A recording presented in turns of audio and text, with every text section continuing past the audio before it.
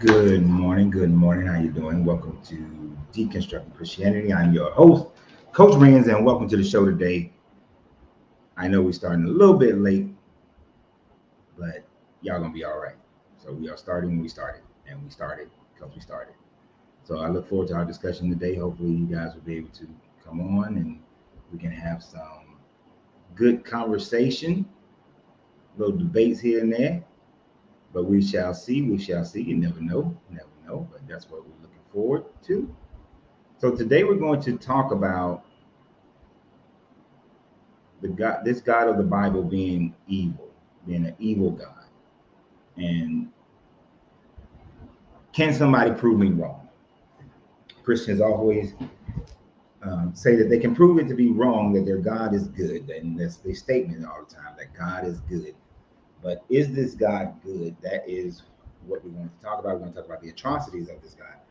And of course, the rationale that Christians often give in order to try to change people's opinions on this guy because they've been indoctrinated into this religion. So we're going to cover some of the major topics of evil that are generally worldwide accepted to be evil. And there are not subjective evils. These are definitely objective, immoral things to do and immoral ways of being. So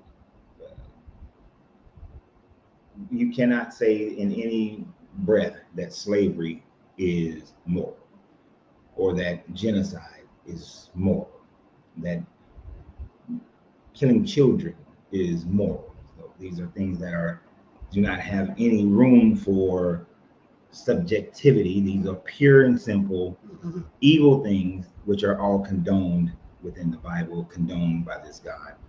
And there is absolutely no way a Christian can deny that their God is an approval of this type of mentality. Right? This God approves it. I don't think TikTok has heard a word that I said thus far. So welcome to the show. Welcome to the show. If you're finding me for the first time, then what we do here is we deconstruct Christianity. We help those people who have decided that they want to walk away from Christianity, and we are growing in number. And one of the reasons why we are growing in number is because of the fact that people are realizing how evil this God is, how evil the Bible God is, and how evil pretty much every God that you can name is.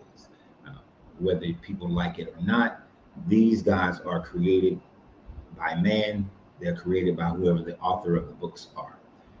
And so today we are discussing how evil these gods are. And there is the open invitation for anyone who thinks that they can prove it to be otherwise to be able to come onto the show and prove it to be otherwise. I would be very interested in hearing the excuses that most will make concerning their God. Now, I do want to put a reminder out there. We're streaming on YouTube, Facebook, and TikTok. The people on YouTube and Facebook, in the description of the video, you will be able to see the links for our upcoming webinar on the 27th, which is next weekend. I believe, or 2 weeks from now, on the 27th, where we will be talking about we will go through the Exodus story, the greatest lie ever told, which is the story of the Exodus, which never happened. We also having our meetup in San Antonio from October 31st to November 2nd. The link for the hotel reservations in the bio. Just got a report from the hotel today. We have a few people who have signed up. There's 5 of us who are going to be meeting, well, 7, 8 of us who will be meeting up over that weekend thus far. Look forward to that, whether it's a small group or a big group. We're going to have a good ass time regardless. So on to today's show. And like I said, hopefully we can get some good conversations going, whether it's in the comments or someone comes on live. TikTok, I'm trying something different on TikTok. Let me know if you can hear me. If you don't mind, I greatly appreciate that. But we are starting our conversation. Hold on.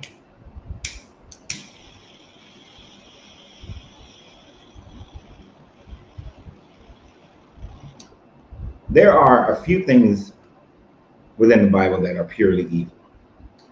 Purely evil. And for God to condone such things, you have to be a purely evil being in order to accept those. Let's start out with one of the first ones, and that is the genocide of a community. And when most people think about genocide, they don't necessarily take in the full aspect of it. They don't understand that they think people who just go to war and the people who are fighting in war, soldiers, people like that. But what we're talking about, genocide, is to kill everyone. It's to the women, the children, the old people, the non-combatants, to totally annihilate the entire population. That would be genocide. Now, I got to ask the question of everybody who's listening right now. What do you think is right or wrong to go into a country, an area, and kill all the inhabitants, all the men, all the women, all the babies, all the old people? Is it okay if you're fighting your enemy to go in and decimate and kill everyone in the village, everyone in the country, everyone in the city? Not just the soldiers, but all the women and the children and the old people. Do you take paid promotions on your channel? It depends on what the paid promotion is. So what is it right? Would you agree? Would you think that it's okay? Malcolm on Facebook said that no, genocide is never okay.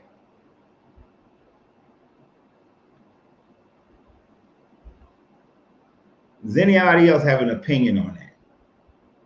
Is genocide ever an okay thing, a good thing, an excusable thing, a reason for something?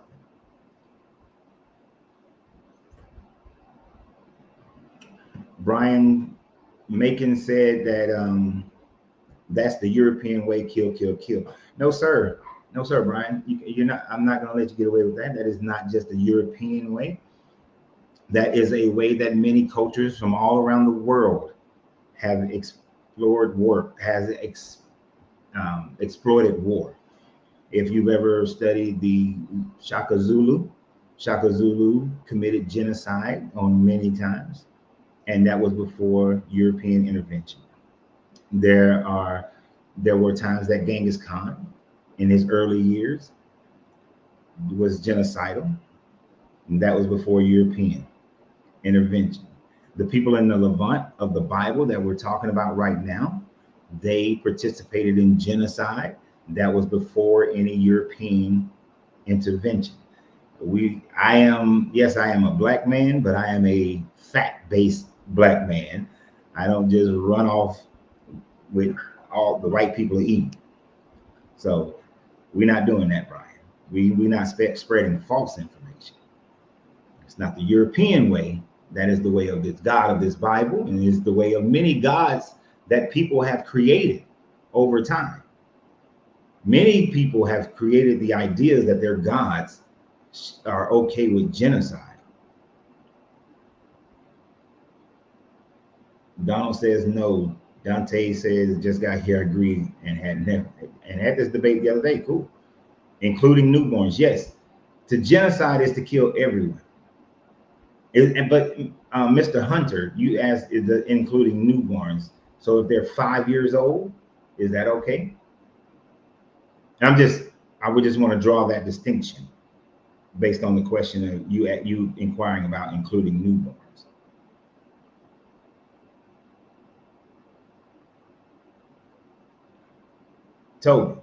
Brian, well, his name is Brian Toby Macon. You're saying in a way, yes, in Vietnam. If your only understanding of humanity is based on the last 100 years, then you're going to have a very narrow-minded view of people, of history, of culture. If that was the case, if a person took the narrow time frame of just the era of Shaka Zulu when he first took over as the king of the Zulus, he went and genocided and impaled thousands of people. So can I then take that and say that that is the African way? The Aztecs captured people just for human sacrifice. Is that the Mesoamerican way? You got to take a broader scope of history.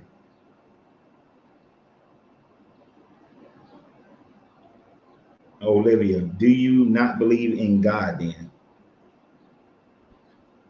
I hate when people say, do you not believe in God? Because it is the idea that your God is the only God, when in your Bible, it demonstrates that there are multiple gods that the people of the Bible believed in. They didn't worship every God, but they believed in every God. Now, as far as, do I believe in the God of your Bible? No. Do I believe in that there is a God? No, there's not enough evidence.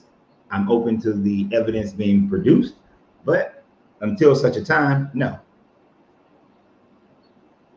But what does that have to do with the question? Do you or do you not think that genocide is evil? Is it okay at any time to kill everyone in the town?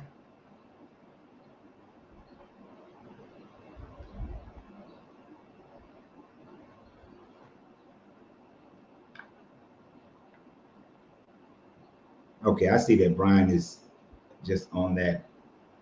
The white people evil. That's all I'm gonna focus on is the evil white people, because I mentioned Aztecs and he's saying that Europeans killed more South Americans than the Mexicanos. So what does that have to do with prior to Europeans ever coming to Central America, North America, which Mexico is part of North America? What does that have anything to do with when the Aztecs were capturing other Mesoamerican tribes and sacrificing them? That has nothing to do with, oh, but these people kill more people. So if I kill 10 people, but but my neighbor he killed 100 people, does that negate my 10 people that I killed? No. You're gonna have to come better than that, Brian. Do you not? No, obviously genocide isn't okay.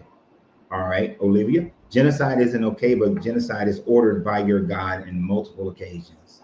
Multiple occasions, your God told the people, the tribe of Israel, to go and kill everything that breathes. Kill all the men, kill all the women, kill all the babies, to kill everybody. So how do you reconcile God is saying that you know genocide is evil, but it's okay when your God does it?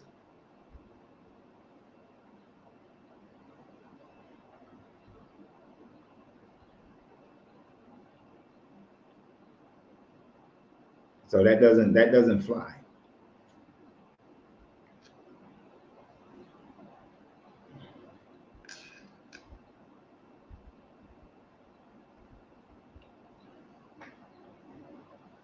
And see, like Truth Seeker is talking about the Dahomey and Ashanti tribe were slave raiding and traders. We're talking about the mentality of this guy. I know people can be evil. People can be good, people can be evil. They can be either way. But people don't matter unless the people are the authors of the book. That's the only time it matters. But when you accept that people are the authors of the book, then you have to recognize that this God is not an author of this book. He is merely a literary character.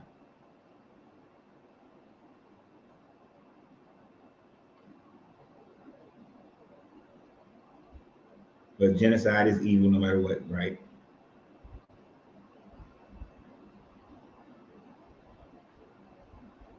So what we have, what kind of cigar? This is the La Angelina, my wife's hand rolled cigars. You can contact me at My email, masteringyu, the number 10 at gmail.com to get y'all. Okay, so when you read the Bible, if you've ever read it,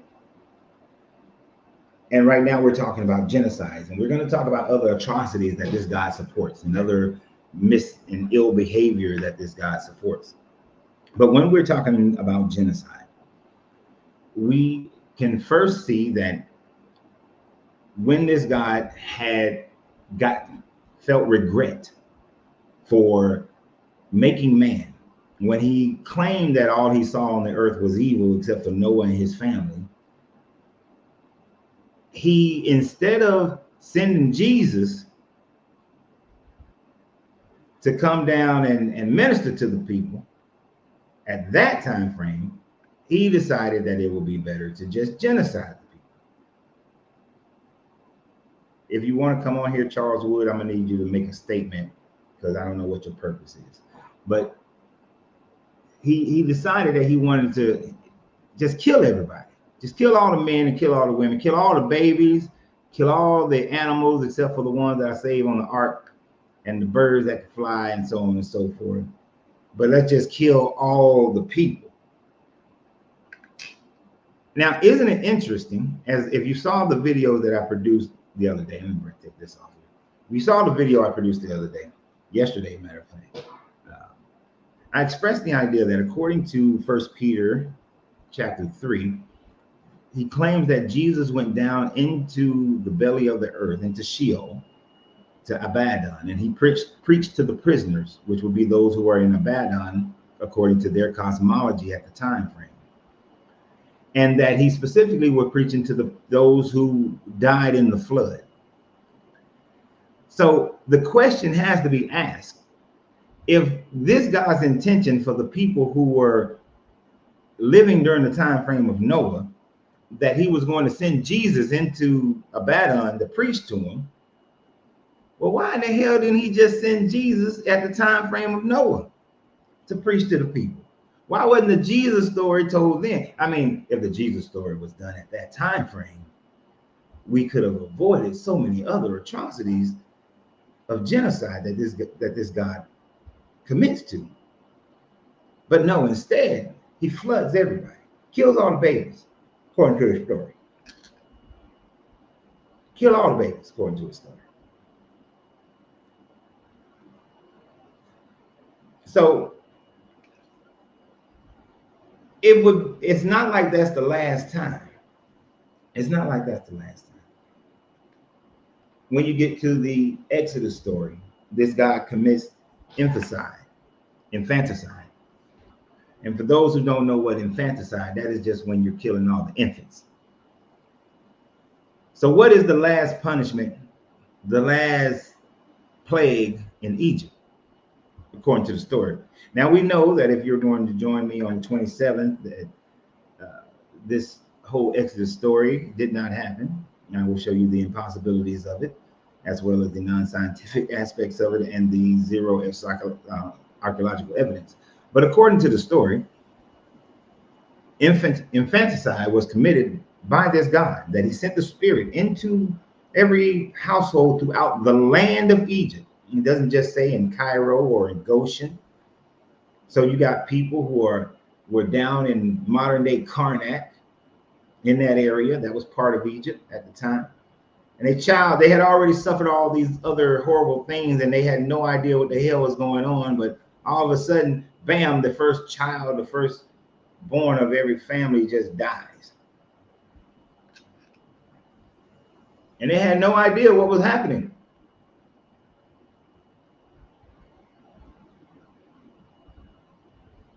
I remember when Susan Smith thought that by drowning her children, it was okay.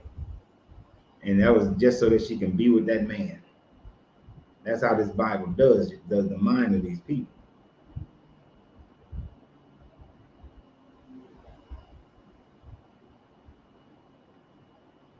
They had mingled their seed with the fallen just as they are today, as in the days of Noah.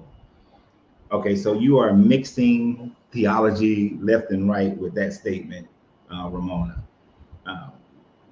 First, to say they had mixed their seed, what you're saying is that everyone in the world had mixed their seed? That all the children that was running around except for Noah's line were part of the seed mixing? That's not even in the Bible. Even if you look at the way the Bible describes it, that's an impossibility for it to be that. It just says the sons of God saw the daughters of men and they came down. To make the elite that they came down and they had sex with every woman and that know that everybody else was a hybrid, that's a pretty big leap. That means that the people who were living in Mesoamerica at the time frame were also part of that, but had no idea about this God Yahweh. That means people in Australia at that time frame, the people in Europe, the people in sub-Saharan Africa, the people over in India, they was all mixing with these angels, these fallen angels. That's a big leap. But the part that says just as in the days of Noah, that was brought from 1 Peter 3, and verse 20, 21. And that just means that they were just living their, what he said there was they were just living their regular lives. They was going about their daily lives, not knowing what was about to happen. That doesn't mean they were mixing their seed in the same way that the Bible claims in Genesis 6. Those are two different things that you're pairing together that don't pair together. They don't mix.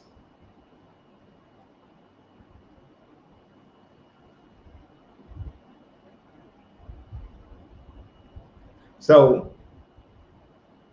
let me, Brian, I really got, because I ignored some of your other stuff because you stuck on black, white, European, and all that kind of stuff. Ain't even talking about that. Why do people feel like if they say in Arabia they would kill the girls, babies before Muhammad, does that justify the Bible God? Does that make the Bible God's evil better?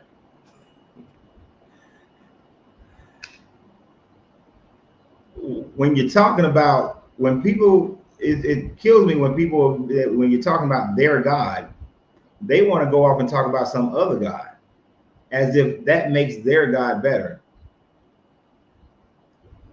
Like, oh, well, hey, our God might have killed, all the babies in this town, in Egypt, but what Muhammad did though, what about what Muhammad did?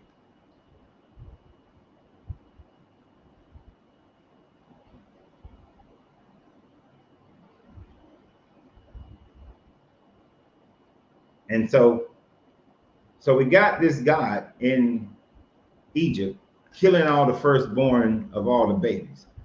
Now, the only reason some of that happened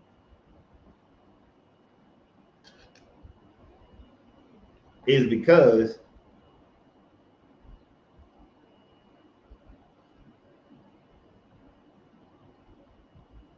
hold on, let's go back to this. It says that they were given and taken into marriage as who? Now, this is where when people say, you saying ask who? I already know where you're going to go. Let me scroll down and see if you went there. Where? All right. Fender said Goliath was a Nephilim and that was post-flood. And then she's saying, yes, giants survived the flood. Okay. So you are still implying that everybody was having sex with giants. Just because Goliath existed, you're saying that the Nephilim survived the flood. How did the Nephilim survive the flood? Because the fact of the matter is, was Goliath a true giant? The idea of a giant is subjective. We call Andre the giant because, as far as we are concerned, a man that's standing nearly 8 feet is a giant. But in our world, a man that's standing 7 feet is a giant. That's not because of some angels that came and slept with people. Do we understand that giants, what we call giants and what they would have called giants, to those people back then, me standing at 6 foot tall, I might have been considered a giant. And Goliath was almost 10 feet. Bro, come on. Fender? No.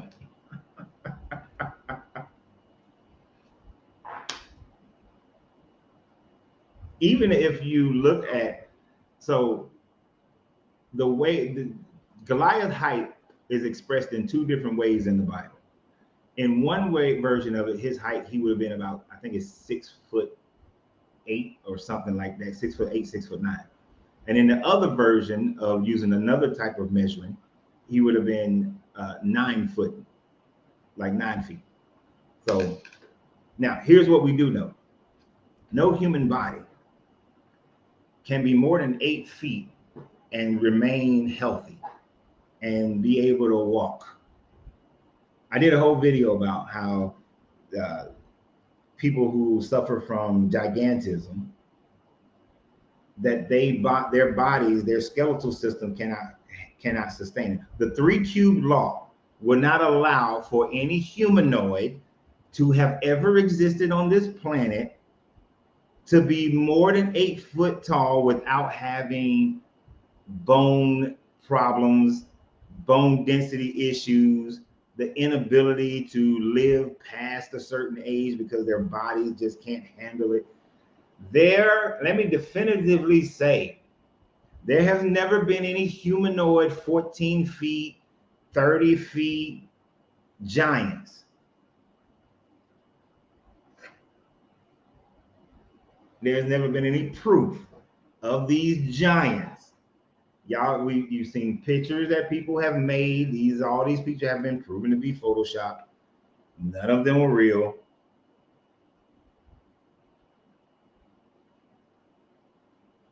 And people like to make claims. Oh, the Vatican got copies. The Vatican's hiding this. The Smithsonian is hiding. If they hiding this shit, how y'all know? And ain't none of it ever came out. And right now we got AI videos just messing with people's brains.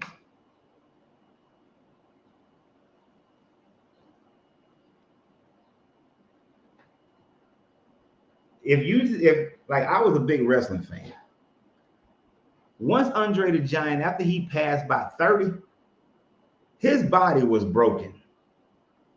If you didn't watch, I think it was WrestleMania, it was WrestleMania 3 at the Silverdome. The only reason everybody was wheeled in on a cart is because Andre could not walk that far. He couldn't walk that far. That's why he's holding on to the rope. That was one of the worst matches that he's ever had. Now, 20-year-old Andre, different, but not 30-year-old Andre, 40-year-old Andre, nah. And he wasn't even over 8 feet tall. He wasn't over 8 feet. And y'all think somebody that back in those days, with that polluted ass water, they had giants. That the people who was washing their animals upstream, bathing below that, cooking with the water after that, drinking the water after that, throwing their shit in the water, animals shitting in the water and everything. Those people. Come on. Now, yes, my man on here is saying that Frank is saying Andre drank too much. His body allowed for him to consume a hell of a lot of alcohol. He was somebody that I've seen so many documentaries on Andre where people were talking about you would not drink him under the table. But the fact of the matter is that all these 6 foot, these 8 feet and 9 feet and 10 feet, 14 feet, 20 feet, 30 feet giants, no, that's not happening.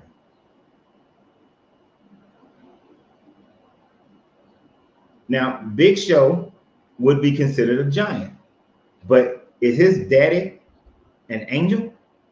And I say his daddy because there are no female angels in the Bible. All the angels are men.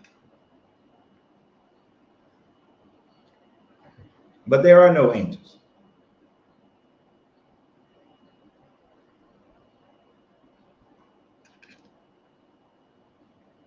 Now, this is a popular statement that my man on YouTube is saying.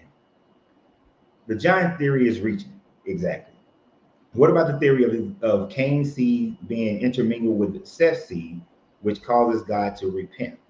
So there is the, uh, if you wanted to keep it just within the biblical writings, this more than likely, it would be that the daughters of men were the children of Cain, Cain's line, and that the daughters of the sons of God were Seth's line, because it specifically states that Seth was the first one to start calling on the name of the Lord, according to this Bible. And so there is the other line of academia, not just preachers or people's random thoughts, that what they're talking about there is the fact that Cain's daughters started marrying Seth's sons, and that this guy didn't like it. He had problems with it. Unfortunately, the idea of giants and so on and so forth comes from the Enochian literature, as well as these, but even well before that, it comes from the Sumerian writings. That this idea of gods having sex with the sun, the different angels or beings of the gods having sex with men, human men, actually comes from the Sumerian story. It is the Sumerian story of Marduk, and this is more Babylonian, but Marduk marrying a human woman, and then 200 of the Igigi, led by Azazel, came down and descended upon Mount Harmon, which is where his wedding was being held, and took for themselves 200 wives. Once he took them wives and they started having these babies were bigger, and they taught them a whole bunch of other stuff. So the whole idea of giants comes from the Sumerians, Akkadians, and the Babylonians. Has nothing to do with anything else.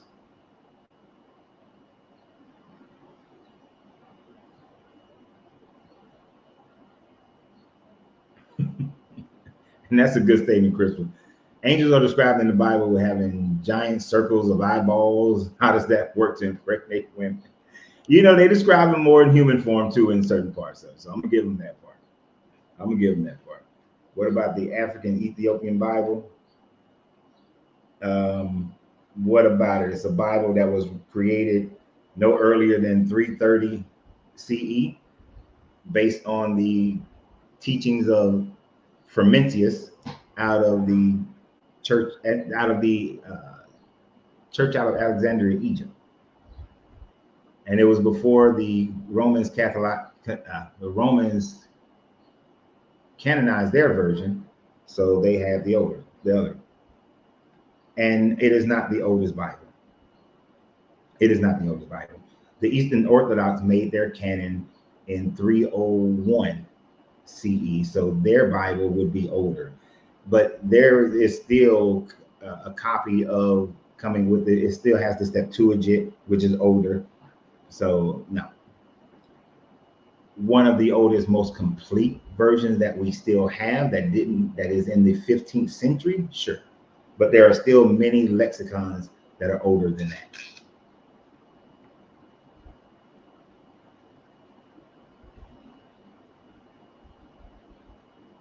The line of Cain still exists today. Not if the Bible, if you believe in the Bible, the line of Cain cannot exist today. I like how y'all done got me way off subject. All right, hold on. We're gonna bring somebody on because y'all done change the subject too much. I want to try something to see if something works real quick when Frank gets on here, because I want to see if I have to take this microphone off. Hello. Okay, cool. I don't. What up, Frank? Hello. You know, like I know like a lot of tribalistic stuff. It's like the conquistadors have the giants of the America. Hey, but Okay. you gotta have to. You should probably try to restart.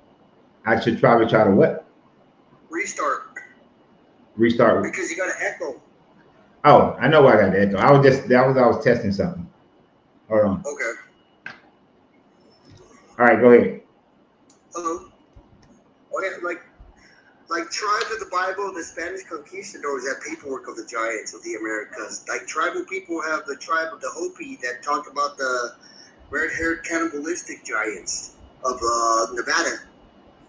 And then there's Chief Tuscaloosa that stood 14 feet tall, and the Spanish conquistadors drew artwork of a giant wrestling a buffalo. Okay. And here's so there's a lot of giant staples of stories like the Book of Enoch, the African Ethiopian Bible predates the King James Bible. Okay. The Ethiopian Bible predating King James, that has no meaning to it. But it has the Book of Enoch, and in regard, we all know Enoch is a human that never died. Enoch, no, we don't know that. People believe that. Enoch God's right-hand man. He doomed the 200. Is something that you believe. It is not something that you can prove, especially since the Book of Enoch was not written until around the 3rd century BCE, which means that. What do you think about the Book of Moses? Do you think his grandfather was not before Moses? Like there was Methuselah, then there was Enoch. That's what the Bible says. The book of Genesis. Okay, but you're jumping without answering. You're jumping without answering the statement that I made. Without responding to what I said. The Book of Enoch was written in 300 BCE, which means that it was written around in the 4th, right after Babylonian captivity. And this is not. Tribal texts date back 6,000 years. I'm sorry, what? Don't tribal texts of the Bible date back 6,000 years? No, the text of the tribe do actually. The tribal text. What do you mean by tribal text? Like the text and scrolls, the Dead Sea Scrolls was from a tribe. So the tribal text and the linguistics that had to get actually turned into English linguistics to be actually transferred into the King James Bible. Some of the tribal linguistics date back 6,000 years. But that's the oldest that they date back. 6,000. When you date back, okay, so you're talking about the Semitic language going back 6,000 years. Yeah, the Bible linguistics. The Semitic, but just because the Semitic language goes back 6,000 years doesn't necessarily mean that the Bible is true. And Semitic languages is more than just that. If that was the case, then the Canaanite religion is true. The Akkadian religion. Are you talking about man-made religion or spirituality from tribes then? Because tribes all of it is man-made. All of it is man-made. Man-made religion. Prove that there is prove that the tribal spiritualities are true. How can you prove any of that? They actually still date. They still what? They still date. They have practices of their tribal ways that actually got incorporated into the ability to eat what? That makes a cracker and drink red water. That's actually part of a tribal thing. Just because a group of people are still practicing a ritual doesn't make it true. But it is their spirituality practices. Just because people are practicing. So So what you're saying that every tribal religion, every tribal practice throughout the world is true. Ifa, Voodoo, Voodoo, Hopi, Santeria. My tribal people do peyote. It's of the Americas. Does that mean it's just people don't actually do all that voodoo, all that why is yours more true than theirs? Because my people take this land back 20,000 years. Okay, the people of Igbo and Sub-Saharan Africa date back 200,000 years. So, which one is which? What does that have to do with anything? If their rituals, if their culture and ritual has been, if the culture and ritual has been around longer than your native tribe, then should not theirs be more true? Learn me their spirituality practices.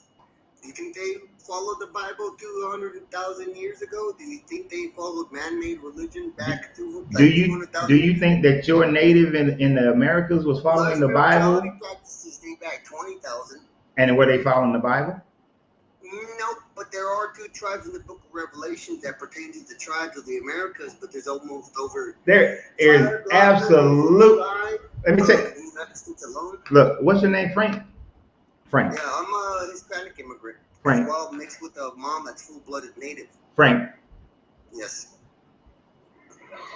I'm gonna be honest with you for a second here. All right. You have one of the worst kinds of indoctrinations. All right. Oh, really? Because I don't follow the Bible. Huh? I don't follow the Bible. Then why are you on here supporting the Bible? I don't. I'm actually speaking ill upon it because my family was sent to Bible boarding schools.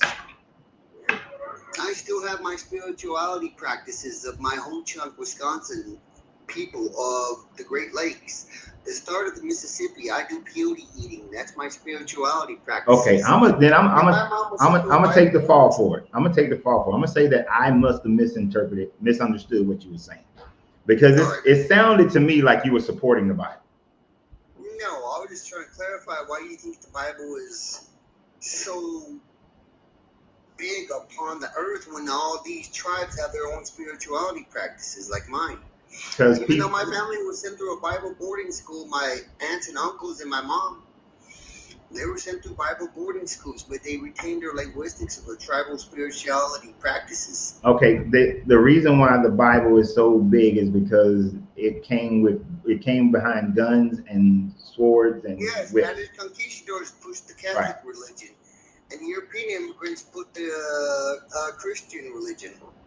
But it was all still Bible religion that came and tried to infiltrate the Americas and the tribes of the Americas. But why did you say that the Bible speaks of tribes that were in the Americas if you don't support the Bible? The Book of Revelations actually have 2 tribes in the 12 tribes in the Book of Revelations that pertain to the Americas that are in the Book of Revelations. America is nowhere in the Book of Revelation. There was no such thing as America. It's about the tribes. What? 12 tribes. There's 2 that pertain to the Americas. Why would, if you don't accept the Bible, I don't know why how do you? That, but it's just a tribal thing, I guess.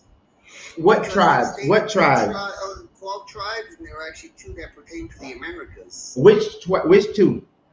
There's over 660 of the North American continental landmass, but I don't know the 2 tribes out of that many numbers. If you don't know the 2 tribes that pertain to it, how can you say that they are American tribes? Because I've researched it and I've looked it up, and then boarding schools actually pertain to some of the tribes. It might have been one of the 5 civilized tribes. If you researched it, then you would know which 2 tribes. It's too many tribes. I actually tried to just learn my tribe and my people where I live at now in New Mexico, and the tribes and the pueblos of New Mexico. How can you tribes of the Americas that actually don't even follow the Bible? How can you make a claim that the Bible talks about 2 tribes that are in the Americas, but you don't know what 2 tribes it talks about? You see how that doesn't make sense? And what are your people then? Are they one of the 12 tribes of the Bible? Hell no. Okay, then. I'm just clarifying what I've learned. Oh, no, that's my point. You're not clarifying it. You're saying... Yeah, I'm just clarifying to what I know of. No, but you're saying you don't know. Do you understand what I'm saying? I'm clarifying to what I know up to the point of my studies of the research of those 12 tribes. But I'm trying to still learn my spirituality, tribal practices, while regard to learning some immigrant religious Bible boarding school stuff, religious practices. I'm still trying to learn that stuff, but it's not pertaining to my people, but I'm still trying to keep my people's tribal stuff living. But you're making a claim. I understand what you're trying to do as far as your people, and that's great. You should keep your people's tribe going. But you're making a claim that the Bible talks about 2 tribes in the Americas, but you can't name the 2 tribes. Then you should not make the claim unless you can name the tribes. You understand what I'm saying? Well, I know. Are you of a tribe? No. What are you then? I'm a mutt, to be honest. I'm a mutt too. But but to be honest, as far back as let me finish. Let me answer, dude. You talk a lot. Hold on. Damn. As far back as I can research my family, my family originated from West Africa, particularly with the Yoruba and Igbo, out of Nigeria area, and Mali with my dad. There is some European and there is some Crete. That's it. But I don't know the exact tribe and all that sort of thing. I mean, you can say Crete, but there's so little indigenous American that I don't even really claim it. But the overwhelming majority would be out of West Africa. What was your mom and dad though? Wait, that's how I know where my family comes from, is by going from my parents. Like my mom's full-blooded Wisconsin, Hunter, Winnebago. My dad's probably 80% Hispanic. Okay, are from you? Spain. Are you not listening or something? Because why would you? Explaining myself, my side. No. But why would you ask me what are my parents when I just explained where my heritage comes from? Obviously, your mom and dad should have given you a clear pinpoint of what you came from. You do realize That's that. where I'm giving my point of my mom's full-blooded, Okay. and my dad's probably 80% Hispanic with some tribal people. It is great that the indigenous people and the Hispanic people are able to track their families, but because of the way, God damn, man, can you let me finish the statement before you jump in? My bad. But if you understand how most Black people in the Americas came here, the overwhelming majority of our heritage is lost. So we don't have that. It's wonderful that you guys do, and I'm envious that you do, but most of us don't. And unless there is a paper trail, we're unable to discover exactly where our families come from. Did you have family that lived here before all the paperwork? No. Well, technically some of the Crete probably, yes, but the overwhelming majority, no. Because like my tribe has a mound that dates back in Wisconsin 5,500 years ago with our beadwork. That's cool. That's great. We don't. Most Black people don't have that. Our history was destroyed. And then we went through a worse type of assimilation than everybody else. So we don't. Like Bible boarding schools? No, like slavery. Yeah, that's one way, but yet you guys followed the Bible. Yes, because it was forced in slavery. That had Bible boarding schools that had lost over 5,500 kids. Okay. It's called slavery. Do you understand what? Families. Do you understand what happened during slavery? Yeah, that's the West Africans. That's to your family, yes. But I'm just explaining what my family went through. I already understand what your people went through regarding the Atlantic slave trade, regard to West Africans coming to the landfall east. Regard of the Bible boarding schools, yeah, my family had their kids stolen. My mom and her siblings were taken from family and sent through a process of trying to indoctrinate them through Bible teachings. But yet my mom retained her linguistics and her tribal spirituality practices. Okay. Even though I went through the process of trying to going to a Catholic school as a kid. That's great, but what does that have to do with our subject matter? Let's get back on subject. Because that has absolutely nothing to do with the subject matter. And that's just my past. That's all. Okay, and here's the other part is that practice your spirituality, whatever makes you feel good. But yeah, that's but there is zero proof that any of that is real, as much as anything else. You never been to a medicine meeting, huh? Actually, I have, and it still doesn't. Longhouse, I remember the medicine man being like tied up and the whole room being black. Okay, that's like saying that were above the medicine man that was tied up. What does that prove? That's like somebody saying I went to revival. I went to church revival. Spirituality practices are crazy. Like look up the. That means that means nothing. That does not prove anything. That just proves that people went into an environment. They may have had some peyote. They may have gotten all hysterical and emotional, and they were feeling all jazzed up. But those feelings. Cactus plant from Mexico, but yet my people of Wisconsin started. Those feelings don't. Dude, stop getting so hung up on some damn peyote. No. That's my religious practice. I don't care. What I'm saying is. What's yours then? What's your religious practice? What I'm saying, I don't have any. What I'm saying. So what? You're just a lost boy? No, I'm not lost at all. And then what are your spirituality practices? What is your religion? I look inward. I look inward. I don't have to go outside myself to find myself. Bro, we all look inward when we do that peyote. No, stop. Stop talking. Oh, that's what I just shared my. No, I don't want to hear you sharing, because that's like a damn Christian sharing their little Bible experience. It's NAC, North American Church. Oh my Reservations Church. This dude, bruh, your experiences don't make reality. Your experiences are not facts. What are your practices? What is your? What does that matter? What does that matter? I'm asking you to prove.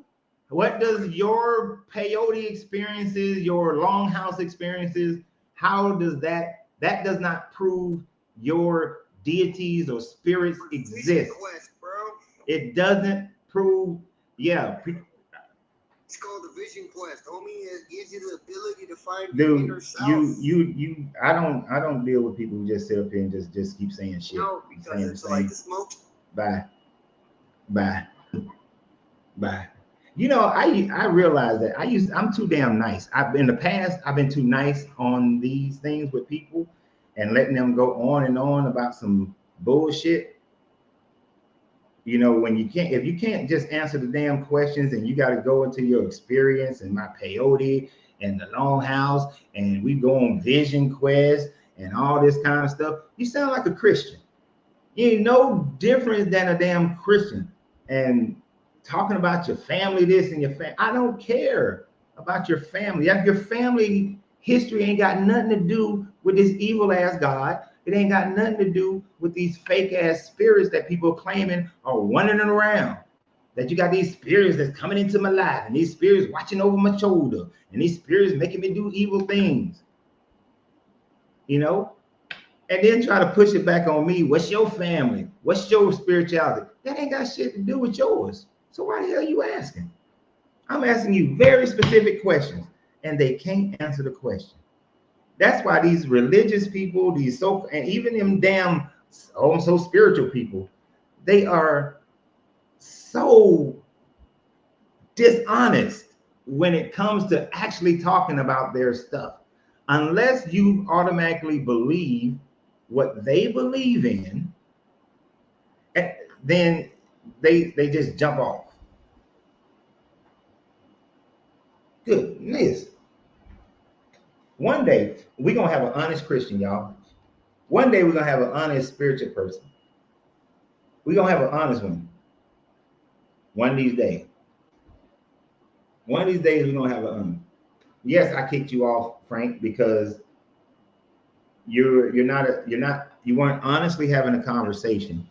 You just want to talk about your experience and talk about your family and all that kind of stuff. And no. You sound like a Christian trying to spread your false beliefs like anybody else.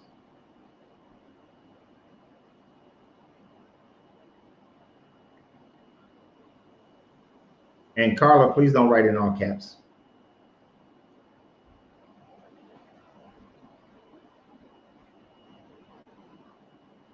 So hopefully the next person that comes up will actually be able to have a decent conversation and not be all sporadic and not just want to try to testify and actually have a dialogue. And he over here talking about somebody, I didn't share anything about my people. That's irrelevant.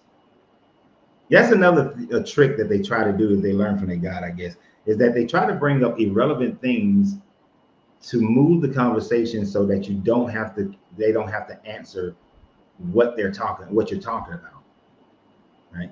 So to go back to our conversation about this God being evil, and I believe we left off, we was talking about genocide, because even some of y'all got me thrown off talking about giants. Giants ain't got nothing to do with whether or not this God is evil. So I don't even know why you got into the whole conversation about giants, right? So the thing about it is this God is evil. We was talking about genocide and how this God just genocides people, how this guy is in favor of genocide. Now, we had some of the people on here who were Christians in the comments, and they thought that genocide is wrong. So if genociding is wrong, why do you still support your God who is in full support of genocide? Like we got Ola is saying that one day you're going to find out that God is real. I doubt that very seriously, that I will never find out that your God is real. Your God will never provide proof. And I know that that type of statement is based on when you die. That's not going to happen either. You have no verification of what happens when anyone dies. You have your belief of what happened. But genocides, and it's not only through the flood, even though the flood is the greatest genocide perpetuated by this God. We know that he committed infanticide in the Egyptian story, and they believe that this actually happens and that it was good that he killed all these babies in Egypt. But during the Exodus story, it is multiple times that there was genocide occurring within this Bible, especially when you get to the book of Joshua, and they are supposedly gaining their inheritances. This God was sending Joshua and the armies of Israel into the different lands and genociding all the people. We're told to genocide all the people, to kill all the men, kill all the women, kill everything that breathes. When they came into Jericho, he said, kill and burn everything that has breath. So if you are a Bible believer on here, how do you support a God that would genocide everyone, that went into Jericho, genocided all the people, supposedly went into AI and genocided all the people? Now, we know that the story is not true, because what we do know is that the city of Jericho, the walls of Jericho, were already down by 1500 BCE, and they were never put back up until around 1000 BCE. The Joshua story is supposedly happening in around the 1200s to 1100s BC. So we know that that didn't happen. We know the city of Ai was uninhabited during the time frame of the Jericho story. So we know that that's not a true story. So we know these are not true stories. But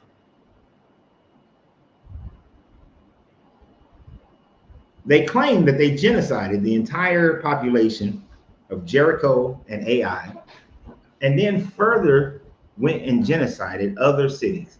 And when they couldn't genocide the city, the area, like in the when the Danites were supposedly gaining their inheritance, they were told to make those people slaves. Told to make them slaves.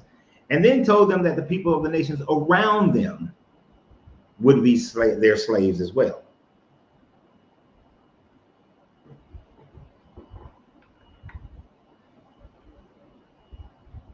So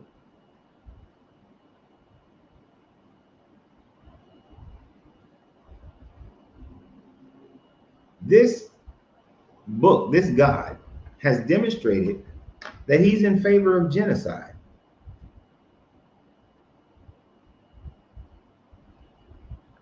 Can a Christian defend that? I don't know if we got any Christians on here. I don't know if y'all can prove, if they can prove me wrong. Can a Christian defend that idea, that fact, that this is a genocide? Perfect gentleman. Hold on, let me post a link.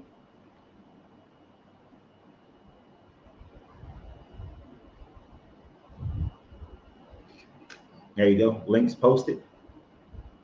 So we're streaming on Facebook, YouTube, and TikTok, for those who don't know.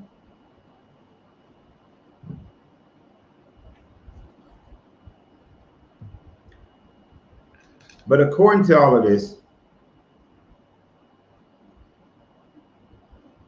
this guy, just in the genocidal maniac aspect of him, is not worth worshiping.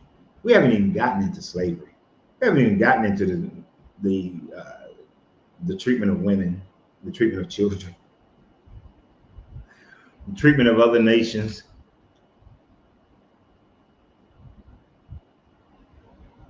Carla, if you write in all caps one more time, you will be kicked off the channel. Please don't write in all caps. That's your last warning.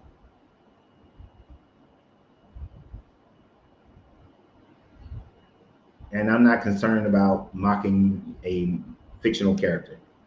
That would be like me telling you that you're going to suffer if you keep mocking Spider-Man. It's a fictional character. You can't prove your God. You cannot prove him. I put the link out there, gentlemen. You got to click on it.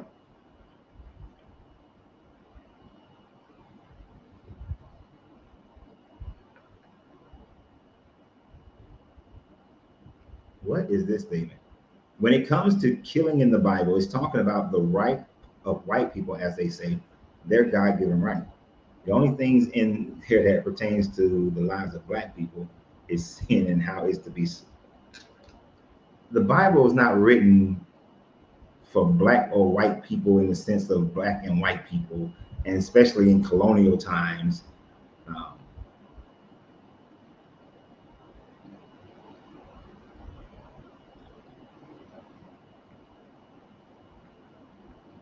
Carla, I don't. It could be your signature, but you gone. You ain't on my page no damn more. I'm usually giving women more patience than I do men, but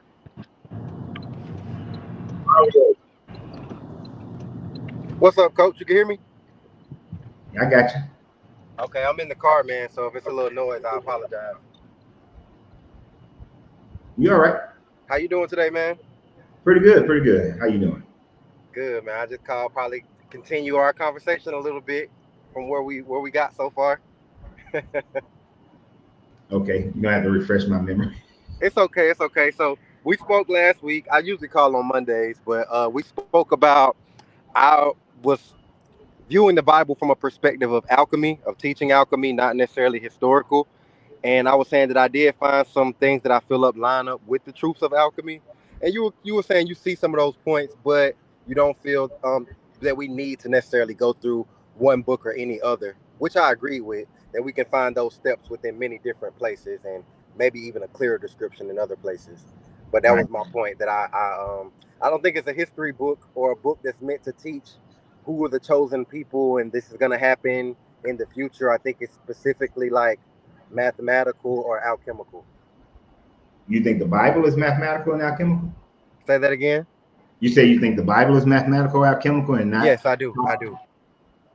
How can you say that when the Bible is very expressive about the different tribes and the different events and the people in itself? And I mean, it's very specific about those things.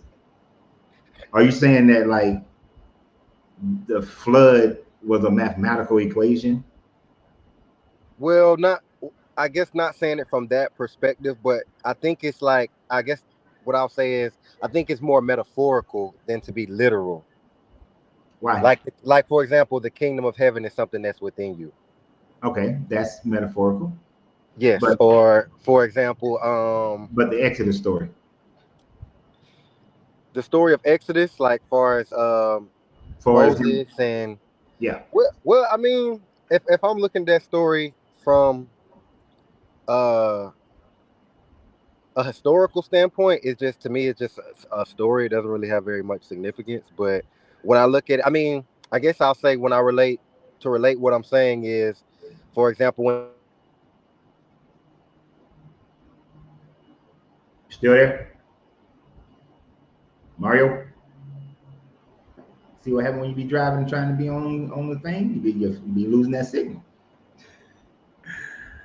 No, but Mario, I mean, these people have to take it literally. hey, can you hear me, Coach? Okay, there you go. Ah, Okay, I understand that they had to take these stories literally because, oh, Mario gone. But Mario, if you still can hear me, they had to take these stories literally because if they didn't take these stories literally, then you wouldn't have a progression from Adam up to Jesus. Even for the Jewish people, you wouldn't have a progression from Adam to David. So their whole hierarchy of kingship would be taken away if they didn't understand it to be literal.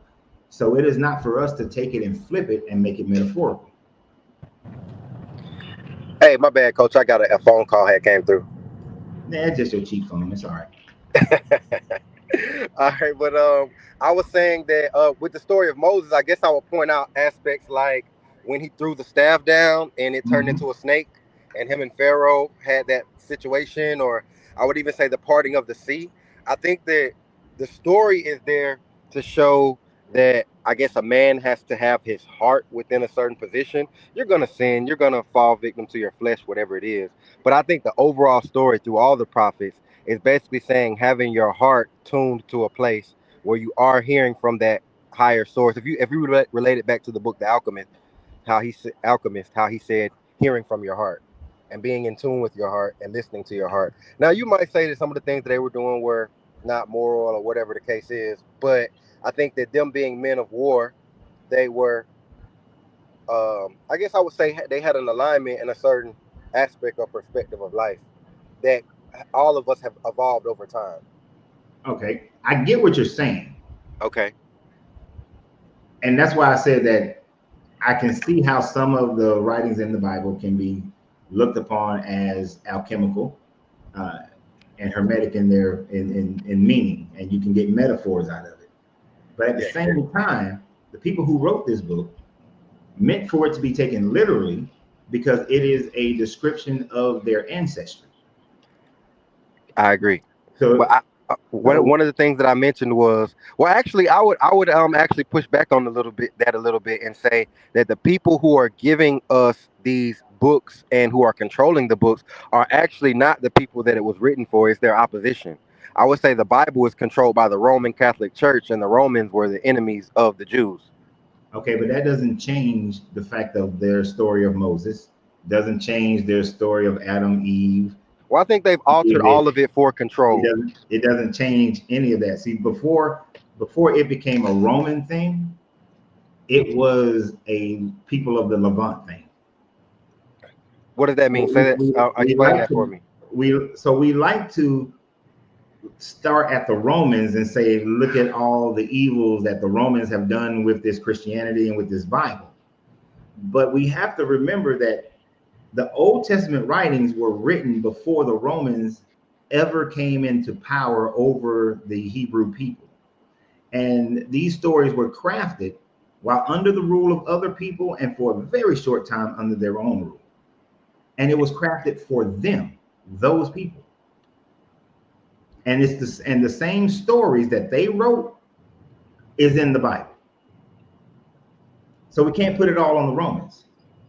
These Well, no, people, yes, I don't put it on them. I was saying that I do think that the books are being altered and controlled by the people who are the oppositions of the people who are actually in the book, if that makes sense. no, it don't.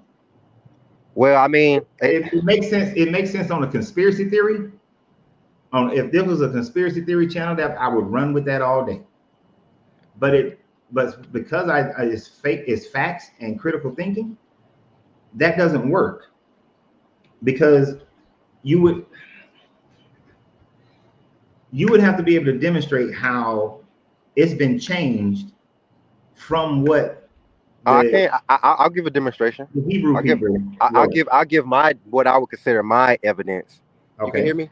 I can hear you. Okay, my evidence would be that the oldest version of the Bible that we have today, to my knowledge, is the Ethiopian Bible, which is in the language of Ge'ez, or a dead language. People can still speak it, but they've moved on to a new language. But that is the oldest version of the Bible. And that No, version of the Bible, I'm no, listening. no, no, no. I don't know why that narrative stays out there. The first thing is that the oldest version of the Ethiopian Bible is a 15th century copy. Okay. I when I do my research, it says third century. No, it was, they converted to Christianity in the 4th century. So they weren't even Christians in the 3rd century. Wait, can you confirm that when the Ge'ez Yeah. Bible was produced? So if it was produced and is this, and if it is the same as the 15th century copy, It it is would not. not have, huh? I don't think it is though. So here's the thing: there is 0 copies between 330 BC, 330 CE to 1400, 1500 CE. There's no copies in between that time frame. Okay. So what you have is a 15th century Giez Bible that they believe is the same as what was written in 330, what was put together. I mean, I don't even say written, what was put together in 330. Now, in 301, the Eastern Orthodox had canonized their own Bible, which would be 29 years before the Ethiopians. That I think is Albania, modern day Albania is the ones who converted Wait, first. what century did you say? 300. And you're saying that that's the first canonized canonical Bible? Well, that ain't even the first canonical Bible. Well, But I want to make sure. I want to make sure what I'm saying is clear. I was saying that like when I even now, if I go on Google or if I go on whatever, I just confirmed while we were talking. But when I look up when was the Giez Bible produced, it says the 4th century.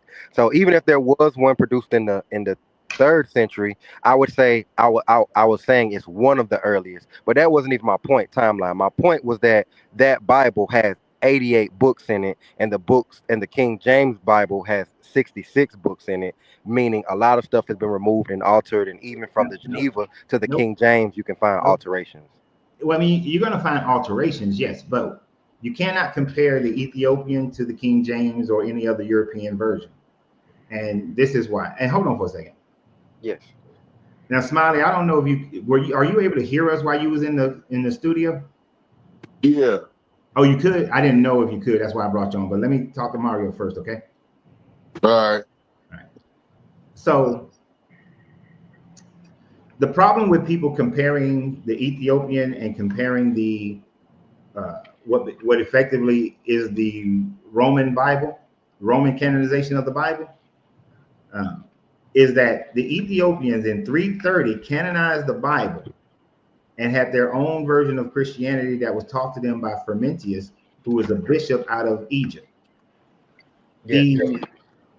But at that time frame in 330, there was no canon in the Roman church, what would become the Roman church. There was no canon yet.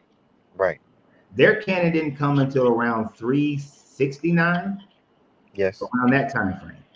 So it is not that something was taken out, it was never part of what the Romans canonized. But that's kind of connects to what I'm saying is that we're Hold using on. the Romans as an authority when that was who Jesus was in a way going against.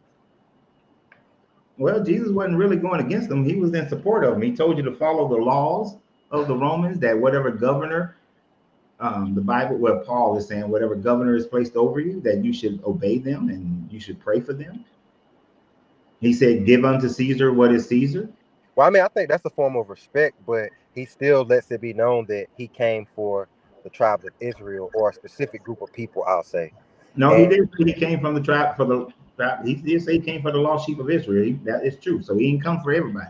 so I think him what he was saying about the Romans was like kind of like respect the law of the land type of thing. But like I said, from my understanding, historically, the Romans, like right shortly after the death of when we believe Christ lived, the Romans were at war with the Israelites and were the ones who pretty much pushed them into perpetual slavery. They weren't at war with them. They already controlled them. Well, I know that a lot of what has happened to Israel today, or I believe, from my understanding, correct me if I'm wrong, a lot of what has happened to Israel today is um, due to the Roman Empire. Like they're pretty much the ones who put Israel in this position. Well, I actually want to now. I feel like we're leading to a good place because I Wait, didn't want to make it a history thing, but I do have a question now. Oh, go okay, ahead. You go ahead. hold on. Go ahead. When you got to look at the history of this place in a broader perspective. From the time frame of 700, around 722 BCE, all the way up to 47, 48, that land has changed rulership over and over again. And From what times? from 722 BCE. Uh-huh. That's when the Assyrians came in and pretty much conquered Israel Okay. and Judah. Okay. After the Assyrians were the Babylonians. I mean, yeah, wait a minute.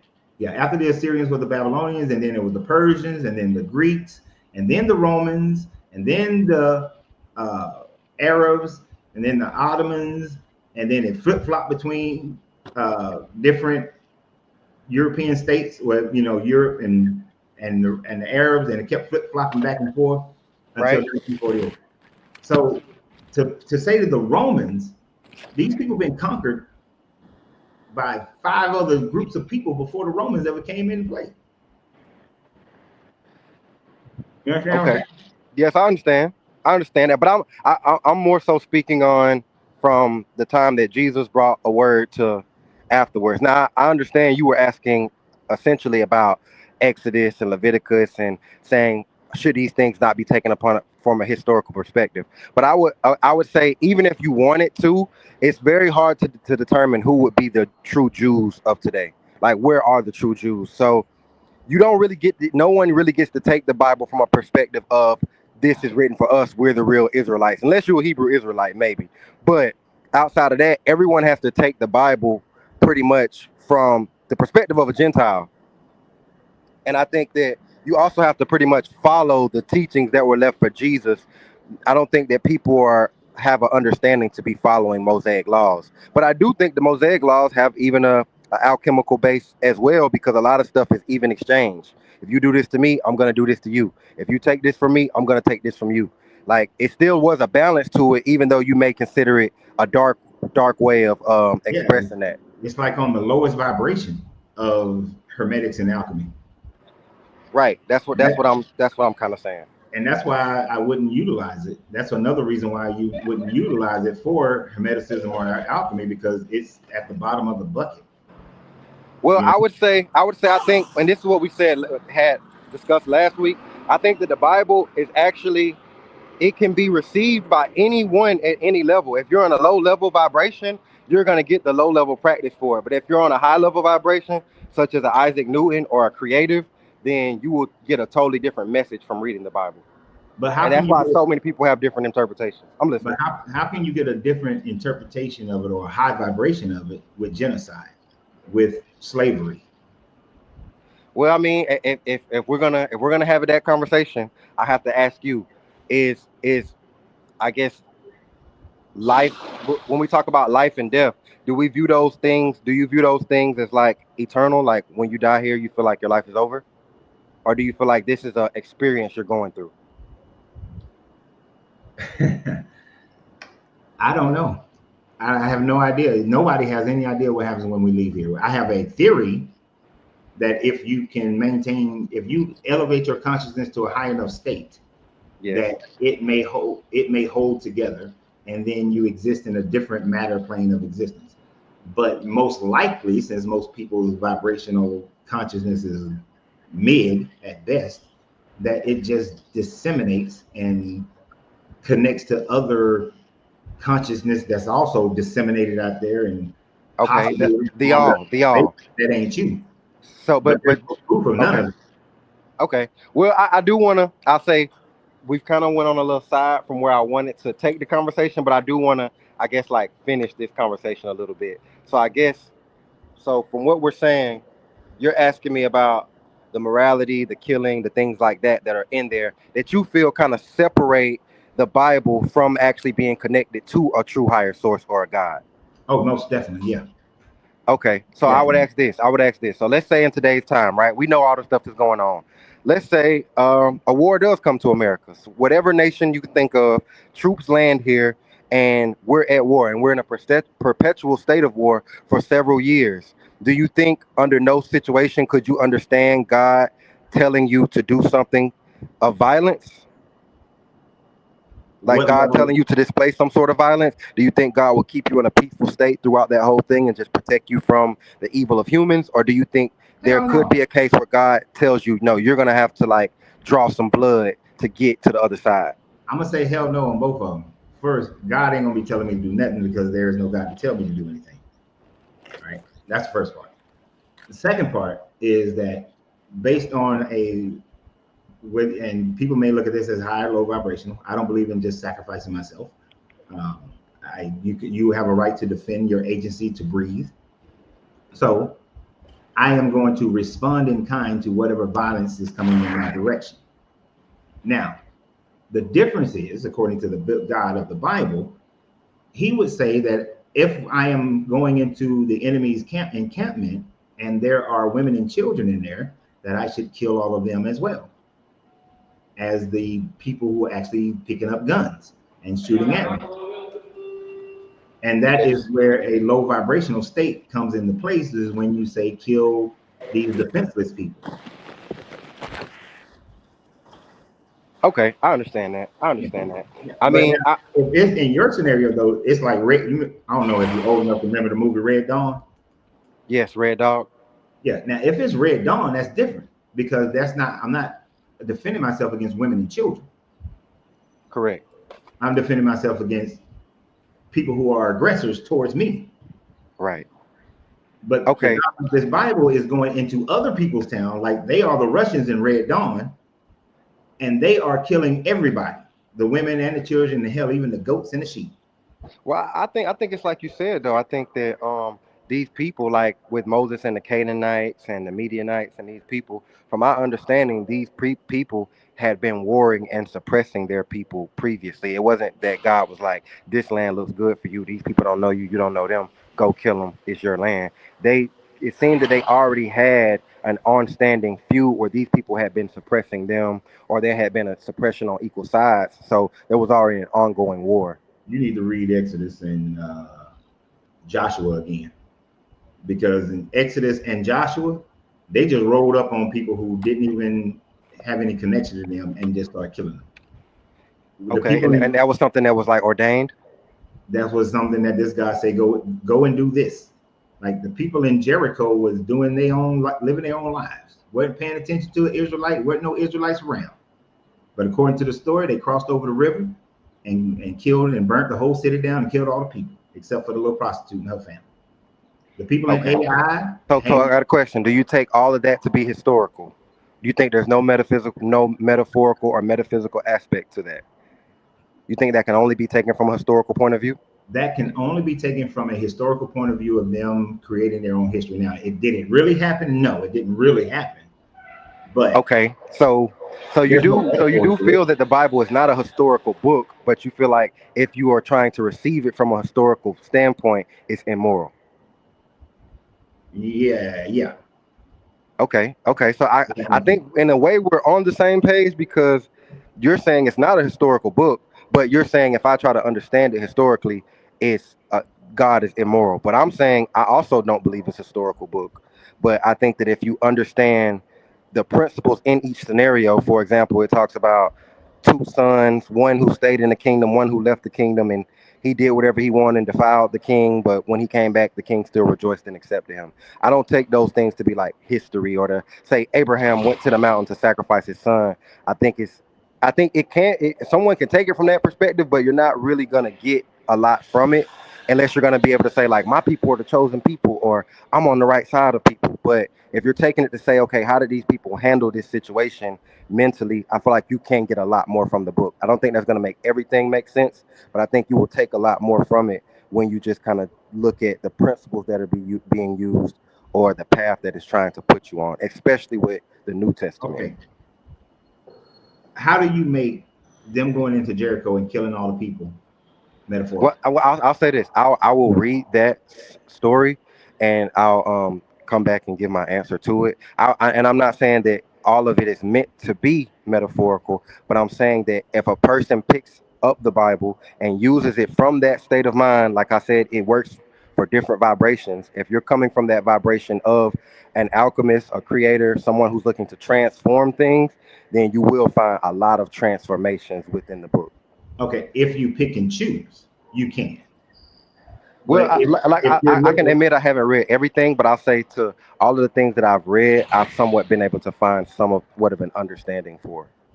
Yeah, and that's what I'm saying. If you pick and choose different verses, which is what happens in churches all the time, then you can make it all metaphorical, and you can make it where it has this high vibrational thought process.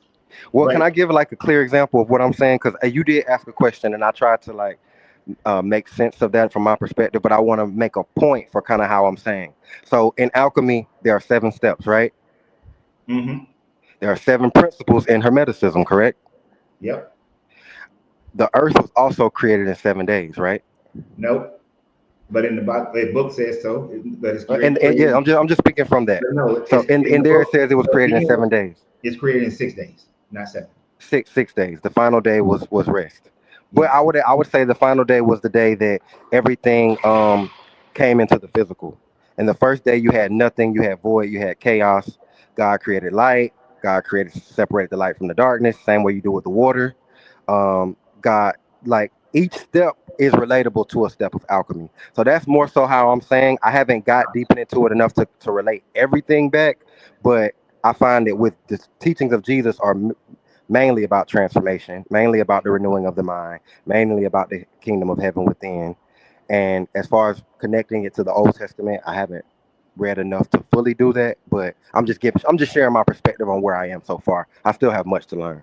I understand. And if you continue to study alchemy and hermetics, you would eventually have to say, I cannot pick and choose and cherry pick certain parts of this book and ignore the overwhelming diabolical nature of the whole book in itself. I understand that. I understand that. That's why I suggested last week that you would be better off to study uh, the Tao, because you wouldn't have that conflict. Okay. And I remember we spoke about the Tao, and I think Mhm. one of the main principles of it was that which can be spoken about is not God. Mhm. Yep, that's the first thing. Yes, I did look a little bit into that. So I guess what the real conversation I wanted to have, because I feel like our last few conversations was building, and I think we can do this within about a couple minutes or so. But so I wanted to ask, so we spoke about collective consciousness, and also you just kind of reaffirmed your perspective with saying there is no God. So you believe it? Do you believe that collective consciousness is just the collective mentality of us, or do you think it's also connected to some sort of source that is greater than us? No, just us. Okay, Until there is proof of a higher source, it's just us. okay. So And you do you? brought up the monkey little study, Yes, I did. I did. which So I want to demonstrates ask: Are you? Do that you it's strictly just believe us. in evolution? To a certain degree, yeah.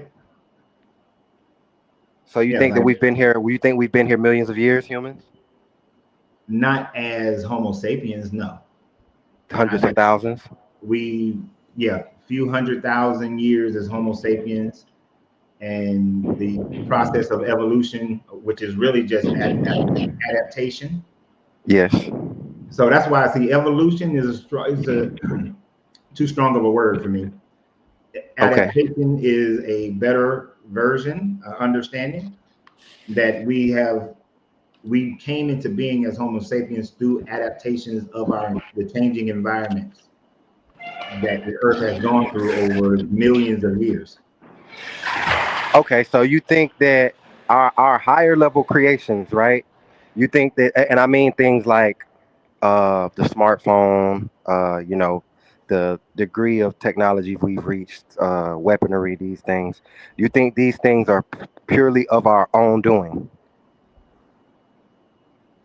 Like we got basically from the sticks and the spears to nuclear weapons and iPhones and all these extreme level of communication that we know didn't exist, or that we strongly believe didn't exist in Egypt, which was a very advanced civilization. You believe that we pretty much bridged that gap purely on our own? Yeah, until Okay. we have some proof of some alien intervention or something like that. Yeah, What do you don't think that do you think that the Sumerians and the Egyptians, you don't think that some of their writings could point to that they were in contact with higher forms? I've seen some Sumerian tablets where it looks like they're standing among giants, or there's a being that looks supreme compared to everything else. You don't think it that some of those things pointed to a higher connection, a connection to a higher being? it points to they believe that their ancestors spoke to giants or higher beings or beings that, and I don't like the term higher actually, just more intellectually. They were just more uh, higher beings of higher technology, not superior, but just they had greater technology than the people that they encountered. And so a misunderstanding was created of thinking that those people were gods or something of that nature. But them creating drawings of them being bigger and taller, it's very rare that we find something that is inscribed at the contemporary time of the inscription. Most things are written way later. Like the Sumerians are writing about Gilgamesh thousands of years after Gilgamesh supposedly existed, right? The Egyptians are writing about Ra and Jeb and Nut thousands of years after they supposedly existed. So they're not writing at the time frame that it supposedly is happening right then. We don't have anything that indicates that. So they're writing what they believe, not what they knew. Right? So when you go and you look at, like if you go down to the Valley of the Kings and you see the drawings of Akhenaten in the contemporary time of his existence, there are no giants. You know, he oddly built like a regular human would be, and that's it. So, but Mario fell again. So we're gonna bring Smiley on here. He's been patient. What up, Smiley? What up, Coach? You ain't the Smiley that was in the Marine Corps with me, were you? In the what? Nah, I said you ain't the Smiley that was in the Marine Corps with me. I know you're not. Nah, I know what he looked like. I see you. Yeah, man, I was listening to that conversation too. Basically, it say in the Bible that God created good and evil. So, yeah, he can be evil. He can be good. But I think God is a representation of the self. And like, basically, as far as what I know about the Bible, it didn't get published until 1611 for real. Well, that's the King James. That's the King James. That's the one that most people use. It is the one that a lot of people, not most people, it is the one that most Protestants use. Or they're using translations from that one, which like the ESV and the NIV, those are translations from the King James Version. But if you go outside of America, the Americas and sub-Saharan Africa, you will find that it is not the most used version of the Bible. You will find the different Catholic versions are more used. And here's a little trick. If it's the authorized King James 1611, that is the one that the Protestants are using. If you see other churches using just a King James, that is actually a Catholic Jesuit version of an English Bible. And so let me correct myself. Actually, most of your NIVs and ESVs are translations from the Catholic Jesuit King James version, and there's not many translations from the authorized King James version. So let me be more clear on that one. But in either case, both are some of the worst translations and have many scribal errors. Yeah, I know the original King James was using the Old English and stuff, and Old English has been a little bit changed from modern English, and now like the definitions of the words and stuff. I think people like confused it to modern and now, and then back then what the language meant and stuff. I don't really think it got a basis in today's times.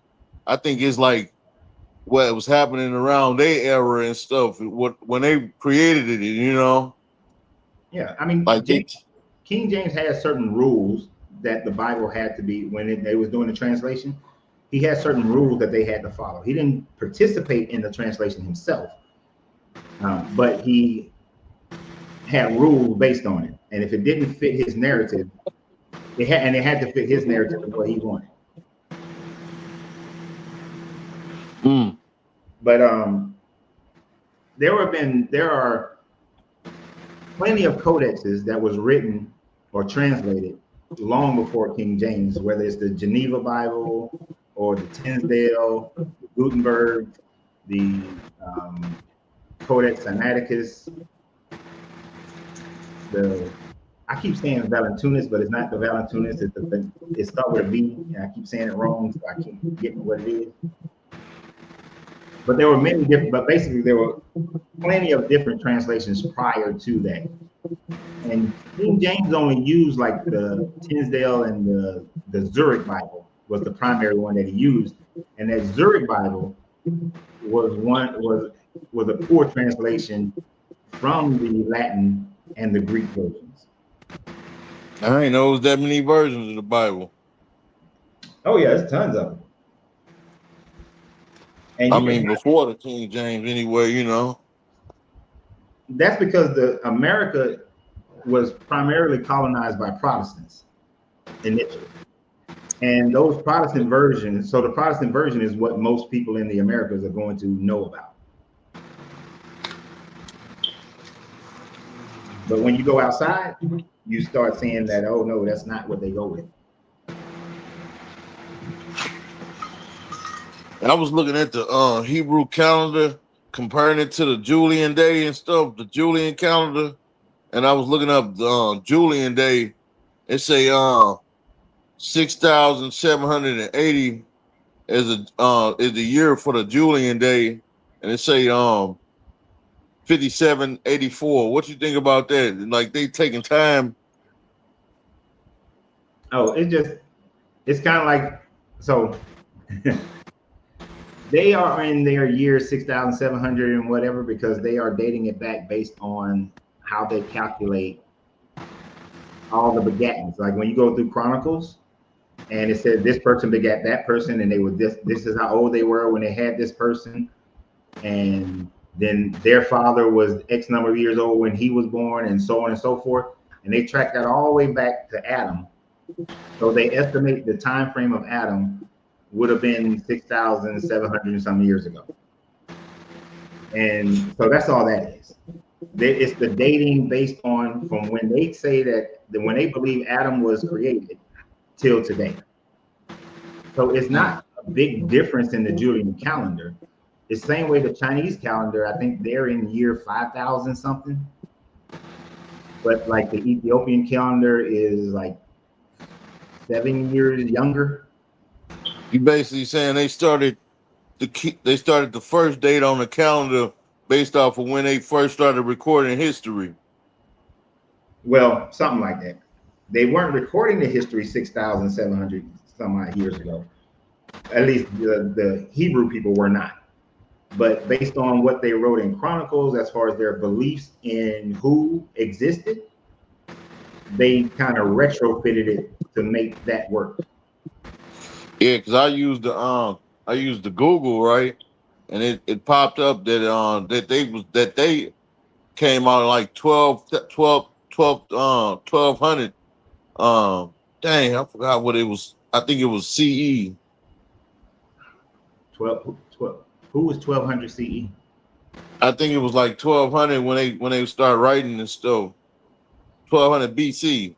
My bad. Oh, I see what you're saying. Actually,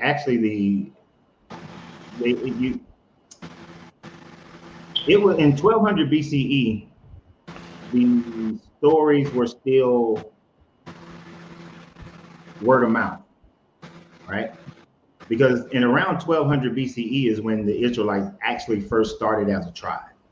There was no tribe of Israel before 1200s, maybe 1300s at the earliest, but the writings didn't start to appear or seem to appear until around the 800s.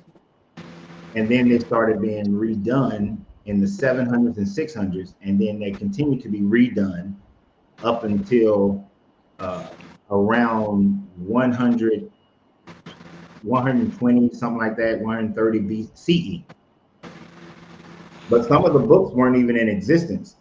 Like the Book of Enoch wasn't even in existence until about 300, 400 BCE. Yeah, the book of Enoch talked a lot about astronomy and stuff. Mm-hmm. But that was a story that was created as fan fiction because Yeah, this people were something asking questions about this Enoch guy, and so they wrote a story. I kind of feel like the Greeks wrote the Bible, wrote like a lot of that text and stuff. No, Like, Pythagoras and stuff. nah, they already had some of their writings, but before Pythagoras. It might have. Now there were some influences. There of course there would have been some Greek influences. There were some Roman influences. There was Babylonian and Persian influences, and we can see that when we compare their stories to all of their stories, especially at the time frames. You can see the influence of the Babylonians. You can see the influence of the Persians. So, like the Tower of Babel is a Babylonian influence. It's just a combination of all the histories that's all around the world and stuff, or all around the area that they knew as far as that time was then. Yes, it's a Mediterranean story. And a lot of those cultures of that day, they incorporated other stories from other people if they had enough similarities, and they would incorporate those stories in there as well. Because even some of your Greek stories have influence from the Comedics, and the Roman stories are heavily influenced by the Greek stories. I mean, damn near copied the hell out of it. The Romans damn near just copied the Greeks. Did the Kemetic people migrate across to go to the U.S.? Because I keep seeing these similarities in the names of the places and stuff. Well, so this dude did prove that the Egyptian boats could make it across the Atlantic. But other than Australia, there's no real proof that Egyptians made it over to the Americas. But except for the fact that you do have some cocaine that's embalmed in some of the mummies, and cocaine is not native to that area. So they did go to South America. That's what it looked like, because mummies like 5,000 years old. Not necessarily. Not necessarily. Let me tell you why. If you look at ocean currents, it is possible that a West African population, this is long before Mansa Musa and all of them, that the current would take you from West Africa to the Caribbean, and then down the coast of South America, and then back to the coast of Southwest Africa, and then up along the coast to West Africa again. So it's a big circle, right? It is possible that some West Africans went over, traded, brought the plant back, planted it in West Africa, but then by some miracle, I'm gonna say, that plant made its way to East Africa and up into Egypt. Now that's a theory because of how the currents go. Did they actually do that? There's no evidence that people went, but the question is, how did cocaine get there? So that's an open-end question there that has not been solved. I think they even had corn in Egypt too, man. There is right, and that's the thing. If you look at plant life, there are some plants that have somehow got to Africa that are not indigenous to Africa. And once it hits Africa, then there are multiple ways that it could have made its way up to the Mediterranean area.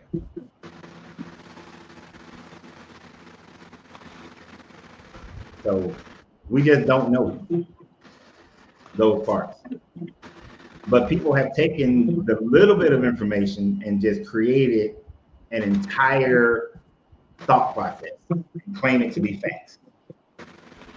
I feel like you can pull some knowledge from anywhere, man. Like basically, I've been seeing different people that's in the conscious community bringing references of the Bible translating it into something new age, and like what I actually can benefit. Like they don't bring back where you talk about Exodus and stuff, but except for like certain passages though, like where they say, what was that? Know that I am, and they was like, you are, like I am, you know.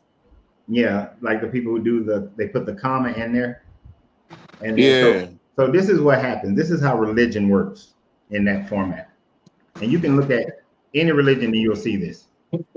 There's a structured religion from ancient times. As it moves through the centuries, each culture starts to rearrange that religion to fit their culture. So all the New Age movement has done with those people who in the conscious community who want to hold on to the Bible is that they try to find nuances in the Bible to fit their new narrative so that they can still hold on to the popularity of the Bible instead of just recognizing that they don't need the Bible at all. You see what I'm saying? yeah. Because I could create that. There was, well, let me not say I could create. There was a time frame where I got caught up into that type of thinking where I didn't really want to let the Bible go. And so I started looking at the Bible, searching for parts of it that I can make fit into what me and Mario was talking about earlier, which is a hermetic alchemical mindset. And it's easy to do. It's not that hard.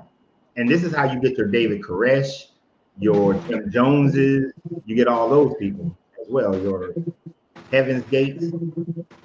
But then I got to a point where I had to realize that I don't need none of this Bible, that I can't take parts of it. You either take the whole of it or you don't. And so I had to reject the whole thing because everything I could find in the Bible, I can find somewhere else. And then I feel like realized I find it all in nature. I feel like it's however you reach enlightenment, because I started off as a Baptist Christian, and when I was in there, I kept realizing they was picking and choosing. When I finally became an adult and stuff, I started studying different scripts and stuff, you know. I look through the Vedic text and stuff, and I see a lot of sense of self and ideas of the soul and stuff in there. And I've been looking at the Hermetic text for the past 5 years and stuff, you know. And I'm like, all of this stuff can probably be put together. And I found out that putting all of the text together is called theosophy. I don't know whether there's well, they say it's a cult, so that just means hidden. So putting them all together, they could probably all be applied together then, you know. You do have that. You do have, like, back in the late 1800s and the early 1900s, you had the different theosophy societies that cropped up with Madame Blavatsky and Alex Crowley and all these different people. And that's effectively what they did is they took and merged the similarities between the different religions to create this universal type of thought process. Because you can do that. You can take the Bhagavad Gita's, the Vedas, and you can find a merging with the Bible. But in order to do that, you also have to ignore a large portion of both of them in order to make it fit. Right? So it's like you're dissecting both of them, and you just, oh, they both got a heart. This is the heart of a monkey, and this is the heart of a shark. But since they both got a heart, we're gonna say we got heart. But even though they got a whole bunch of other parts that will never fit, they will never be compatible, they ignore those parts. Yeah, that's like deconstructing, man. The universal truth in all things. That's like deconstruction, breaking it down. Yeah, but I disagree with that. I don't think you can merge these different religious thought processes without merging the whole of it. It's just one whole that they focus on. That one similarity is God, of the idea of God, or of I can't think of what it is, but a divinity. That's that's the better word for it. Yeah. I mean, like Steve just put on here, yes, prana is breath, and aka spirit. And you can see that because in the Bible, it talks about the ruach of God, which is the breath of God, which is also the spirit of God. All right. But I can't merge Brahma and Yahweh together because they are incredibly distinctively different in their attitudes, their thoughts, and their requirements. Because I can't say that both of them are spirit, is the spirit of God. But Brahma requires one thing, whereas Yahweh requires other things. Brahma doesn't require animal sacrifice. Yahweh requires animal sacrifice. But Brahma, Yahweh is supposed to be I am that I am, and Brahma is the soul. Brahma and his wife, whose name I forget, is all things. It's all. It is all things as well. Yeah. So they both can't be all things and have the different pathways. I feel it ain't really no separation. People can call me like they call you Renz, they call you Coach Renz, they call me Smiley, they call me CJ, you know. Okay, but Smiley and CJ is still the same person who acts the same way, who thinks the same way, who lives his life the same way, right?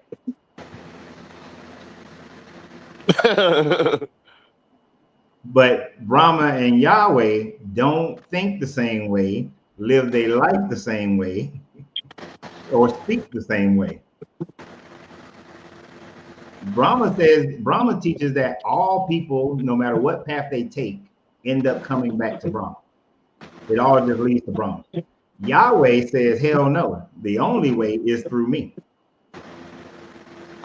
It sounds like it's the same. That's not, no. Brahma says that as long as you believe in a supreme being, it's the pathway to me. Yahweh says that you can only believe in me, and that's it. You can't believe in somebody else and still get to me. You see the difference? You see the difference? It's a slight difference, but it's like all paths lead to me, and only way is to me. You know, basically, it's just saying, you know, you got to focus on the source, focus on the one. You know, Smiley, that is not the same. That is. Are you married? No, I'm not married. You got kids? Nah. Damn. You okay? You got parents, right? I got parents. All right, you got parents. Now, let me ask you a question, Smiley. Is getting the if can you get the love of your father by going through and loving just your mother? My mom would always defend my father, so I guess so. No. Will your father love you if you only love your mother? You don't love your father, but you only love your mother. Are you getting to your father? Let's be real. I don't know. Like, I love both of them, but I favor my mama. You know, as far as who I care for the most, who I sacrifice for. All right. So you choose one over the other. Now, if all you had was your mother and you didn't, and so Brahma or Brahman would be your father saying that because you love your mother and respect your mother, I'm gonna love you, right? And you still are getting to me. Yahweh is saying, nah, I don't care if you love your mother or not. Oh, well, no. Yahweh is like be your father saying, you can love your mother all day long, but unless you love me, I don't love you. You ain't getting to me. You see what I'm saying? That's not a slight difference. That's a big difference. because that's your father saying, if you just love your mother and don't love me, you going to hell. Or even if you love your mother, you still going to hell. You can only love me. You going to hell if you love anybody other than me. Brahman is saying, love your mother, that's fine. As long as you love your mother, because me and your mother, we won anyway, you still get to go to heaven. That's not a slight difference. Big difference. I get the metaphor. And so that's why they are not reconcilable. You can't reconcile those two as being one divinity or one source. They are two different sources based on the beliefs of people.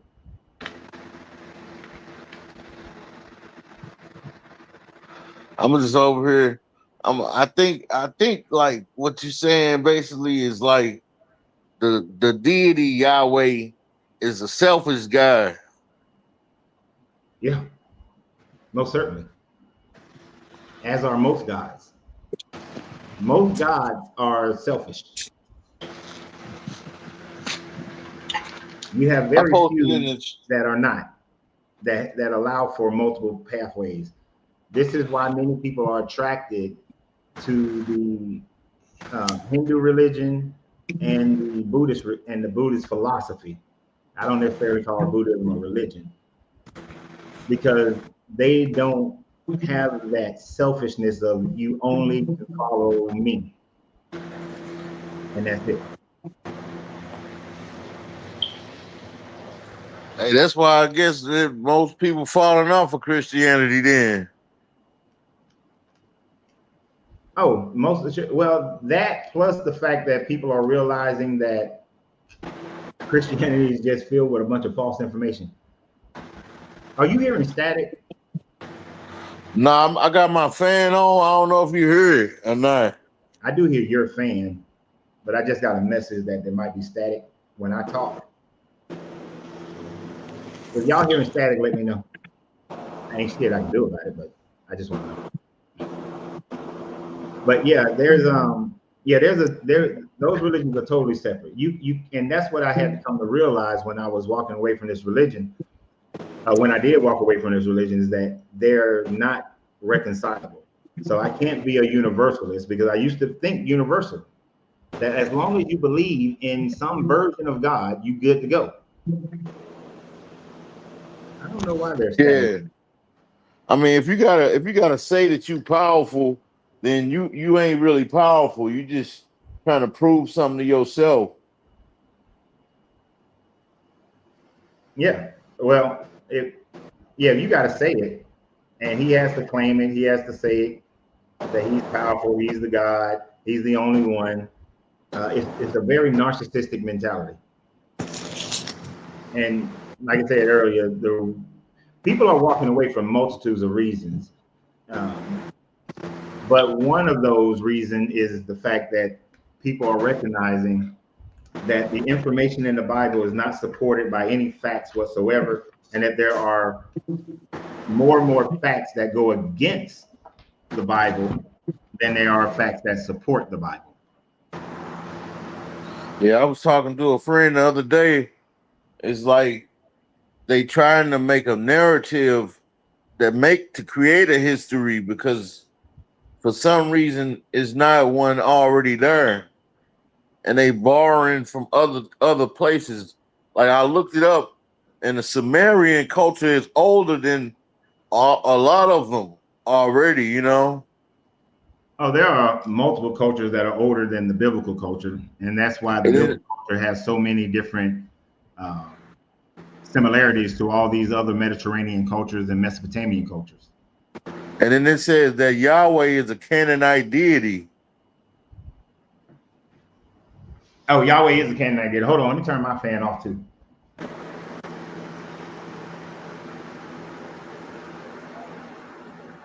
I know your fan is on, but yes, Yahweh. Yeah, man, it's like 90 degrees here.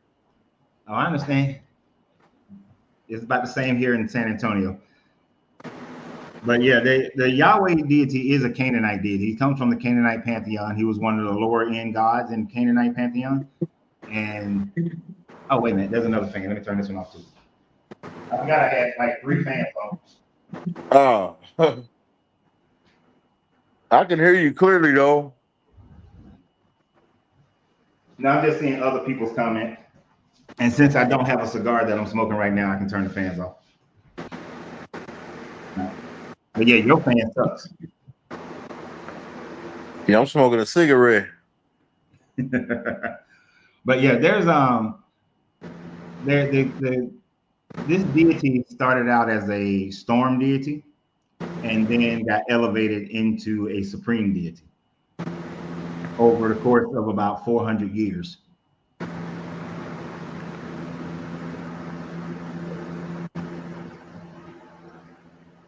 Man, I'm just thinking like 1611 to 2025, that's 423 years, 24 years.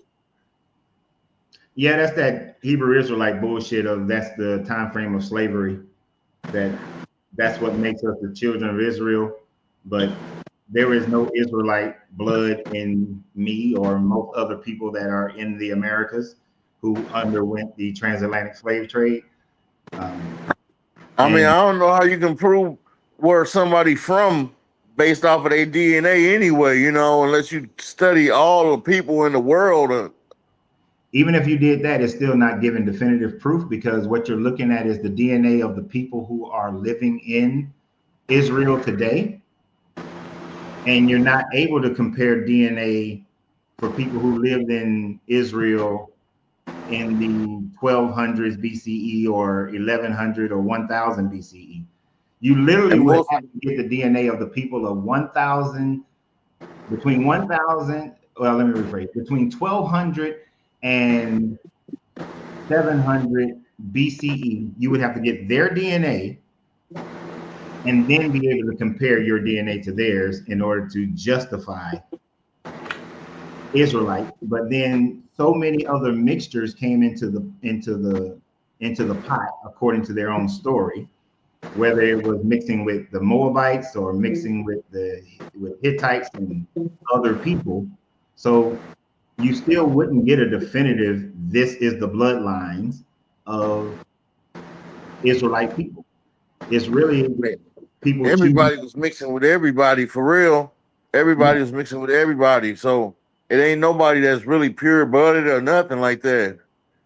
DNA code, it just shows traits. Some people say it got history in it, but I don't know. Yeah, the only people that you're gonna get closer to any specific time frame is going to be your Aboriginal people in Australia because of their isolation. But even that has been diminished over the last few hundred years. But the only ones really are the people on the North Central Islands. Them are pretty much the only people who ain't had anybody involved with them for as long as we know. Everybody else got a little mixture of something. Yeah. Yeah. But what you think about what you think about black people being the Native Americans? Hell no. Hell no. Especially on the East Coast, hell no. Because and East Coast and mid-America, because those tribes, those primary tribes in the East Coast and mid-America, they purchased African slaves. So they weren't original people. Yeah, when you find that stuff in your family, like the Creek that I found in my family is the Creek who purchased an African slave in order, and the woman, I forgot her name, she bought a slave because there were not enough men in her tribe after all the decimation. And so she bought an African slave in order to make him her husband. So it's some bullshit. Now and then when you go into Florida and you look at the Seminole Indians, they allow escaped slaves out of Georgia and Mississippi and Alabama. They joined in with the Seminoles to help fight off the Spanish and the Americans later on. So they ain't native either. They might have some mixture in there because somebody had sex with somebody's mama or daddy, but they started out as African slaves. Ah, man. So, and then my whole thing with that, if you're going to claim that, what you going to do with it? You going to go get you a reservation? You going to get you a casino? You going to build your own community? Just to be able to say I'm native, but you don't do shit with it, then it's pointless. What's the point of it? I don't know. Like basically, you could say that and then say that you were original on the land and stuff. I don't know what claim you can make though. Right. You ain't going to be able to make any claim because you're not going to be recognized by the U.S. government. And you're not going to be recognized by the native tribes that are already established for the most part. And then, so you just out there yelling and screaming for no damn reason whatsoever.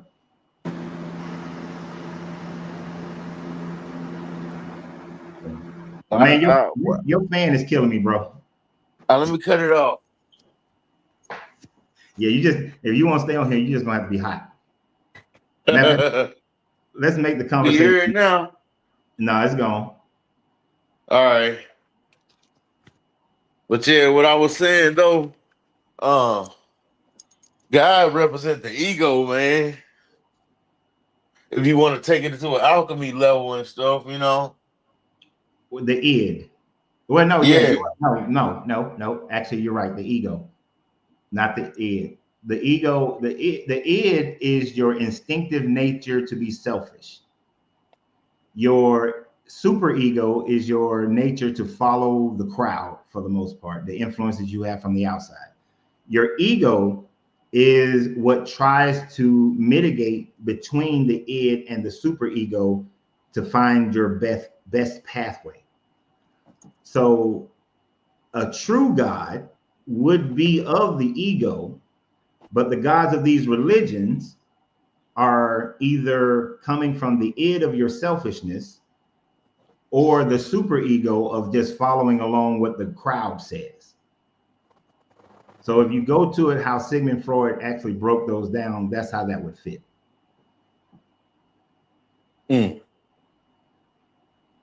See, I feel like, you know, knowing the self, as they say in the Kemetic, knowing the self, and they say that in the Hermetics too, you know. They say that in the Vedic too, you know. Yeah, I mean, many cultures have made that statement. So the knowledge of self has always been the primary of what you would say is the closest thing to true spiritualism. Not looking outside yourself, but inside yourself to find your own divinity, which is where you will find your objective moralities and dispense with the subjective moralities.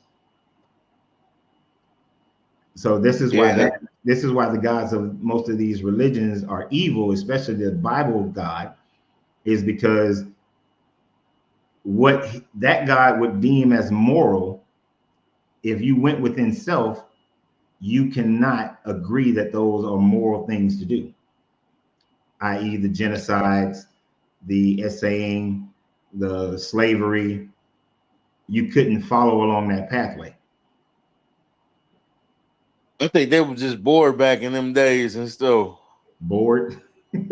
Yeah, I think they were just bored. Hey, let's go raid this village. Nah, Hey, they were no different. They were no different than people are today. People fight they didn't over have resources. YouTube and stuff. When your population outgrows the resources that you can produce on your land, you go and seek other people's resources.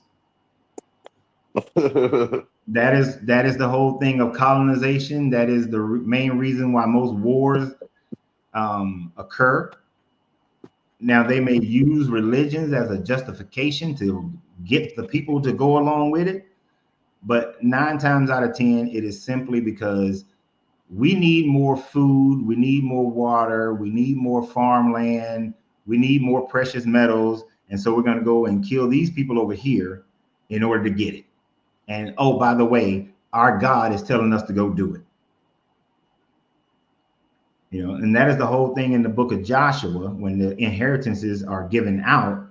Those people who were living in those areas were minding their own business, wasn't bothering any Israelites. But because the Israelites believed that their God said that they are supposed to get this land, they went and genocided these people. And if they couldn't genocide them, they made them into slaves. That is the selfishness of their religion and their God. Time just keep repeating itself then. Yes, it will continue to repeat itself until man discovers how to live in sync with the earth and with each other. I don't know how we gonna do that, man. Shit, it would take I think it would take the destruction. It would take the destruction of most of the world in order for that to happen, and for the overwhelming majority of the people to die. Dang. And even when that happens, it still might be a dystopian Mad Max, Book of Eli type of situation where people are still fighting over resources, depending upon how it happened. And then some charismatic leader who has selfishness about power and control will still rise up and try to conquer and take from somebody else. Unfortunately, the human mind will always go towards the negative unless you purposely elevate yourself. When I was in the studio, I was listening to what he said about the collective consciousness. I feel like, you know, if we can get a one man accord and stuff, you know, that's about like the only way we can really come together. Because like whenever a terrorist event happened, you know, Americans come together, you know. For a short time. And look at us now. That shit happened in what, 2001? Right? That was 2001 when 9/11 happened. And yeah, we're 24 years later, and the country is more divided now than it was before 9/11. Think about and then that. politics is an influence on that too, you know. Yeah, because politics follow the mind of the people. And it does influence the mind of the people, but it also follows the mind of the people. And like Lyndon Johnson said, make the poorest white man feel like he's better than the richest black man, and he'll always vote for you. I know a lot of people hate Trump. I don't particularly care for him. I ain't particularly care for Biden either. But I respect the marketing of saying, I know how I'm going to win. I'm going to get all these poor white people who feel like they're disenfranchised, and I'm going to tell them that the reason for their pain and suffering is because of brown people, and they will vote for me, and I can do all kind of crazy shit. That is the same thing that the little mustache dude realized in Germany when he first came to investigate and spy on that particular group, and then recognized that he can gain power by blaming somebody else for Germany's hardship. It's a tried and true process. You find somebody else you can blame, and then you can grow in power. This is what the scapegoat was in the Bible. They put their sins on one goat that was given to Yahweh, and then they put they did ceremonies and blessed one goat that was sent to Yahweh, but then they put all their sins on another goat and sent that goat out into the wilderness and pushed his ass off a cliff into Azazel, and that gave them an excuse for their sins, a relief from their sins. So that's why we got the term scapegoat from. And then that mentality has been used on people to get them to disenfranchise and oppress other people. And in some states, some situations, to genocide these people. And they do it under the name of this God. Because let's not forget, Mustache Man was a Christian. You said he wasn't Christian? Oh, yeah. Mustache Man believed that what he was doing was what God had instructed him to do based on this Bible. I'm just thinking like that's probably one of the main ills of the world then. Yeah, and it's always superiority complex. It's always been that. There's always been this superiority complex. And the fact that this God would say that these are my chosen children, and I'm going to destroy these other people, and I'm gonna let them destroy these other people. I'm gonna tell them to go and kill these other people. That creates even more of a superiority complex. But at the end of the day, this is the people already having a superiority complex and them pushing it off on their God to say that their God ordained it. And see, that's why you can't merge this Bible with any higher level thinking, because you got to take all of it. No, I don't think you gotta take all of it. I only read Revelation, Genesis, and Matthew. Like fully. I only read them fully. Then you are missing a whole lot of hell, narcissism, indecency of this God. This is I already know how it could be because I live in the world. Yeah, read Judges 19. And you'll see one of the most heinous activities of this God in Judges 19. When he justifies the murdering of masses of people because this man allowed his concubine to be SA'd to death. And then they went out to genocide people. And then after they genocide the people, they said, oh, we got to give them some wives because there's only like 400 of them left or 600 of them left, something like that. 600 was left. And so then they went and killed and genocided some other people in order to get 400 wives. And then they still didn't have enough. So then they told them to go and kidnap 200 other wives. And this is all blessings of God, of this Yahweh God. That's why you can't merge this one with another God. And that's why you cannot find higher vibrations in this Bible. They're just, the moment that it has, if you put the Bible, if you compare the ills of the Bible to the good of the Bible, the ills will greatly outweigh anything that's good. Right? So there's no balance in it. It doesn't have balance, any balance whatsoever. It is a completely. I forgot where it said that he created good and evil. I forgot where it say that at. Isaiah, I believe that's in Isaiah. Yeah. That he created the good, but he also created the evil or the calamity, as some versions say. Yeah. But when you examine the behavior of this God, he favors calamity more so than he favors good. He punishes more than he rewards. He kills more than he gives life. So he is a very destructive God, which is tantamount to his nature as the Canaanite storm deity. Because the Canaanites had two different versions of a storm deity. They had Baal, who was a god of fertility, who brought rains to help the crops grow and help people have babies and stuff.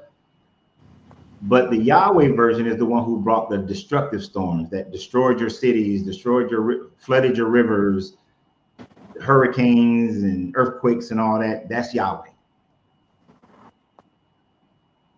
So basically, you got to flip it then. Yeah.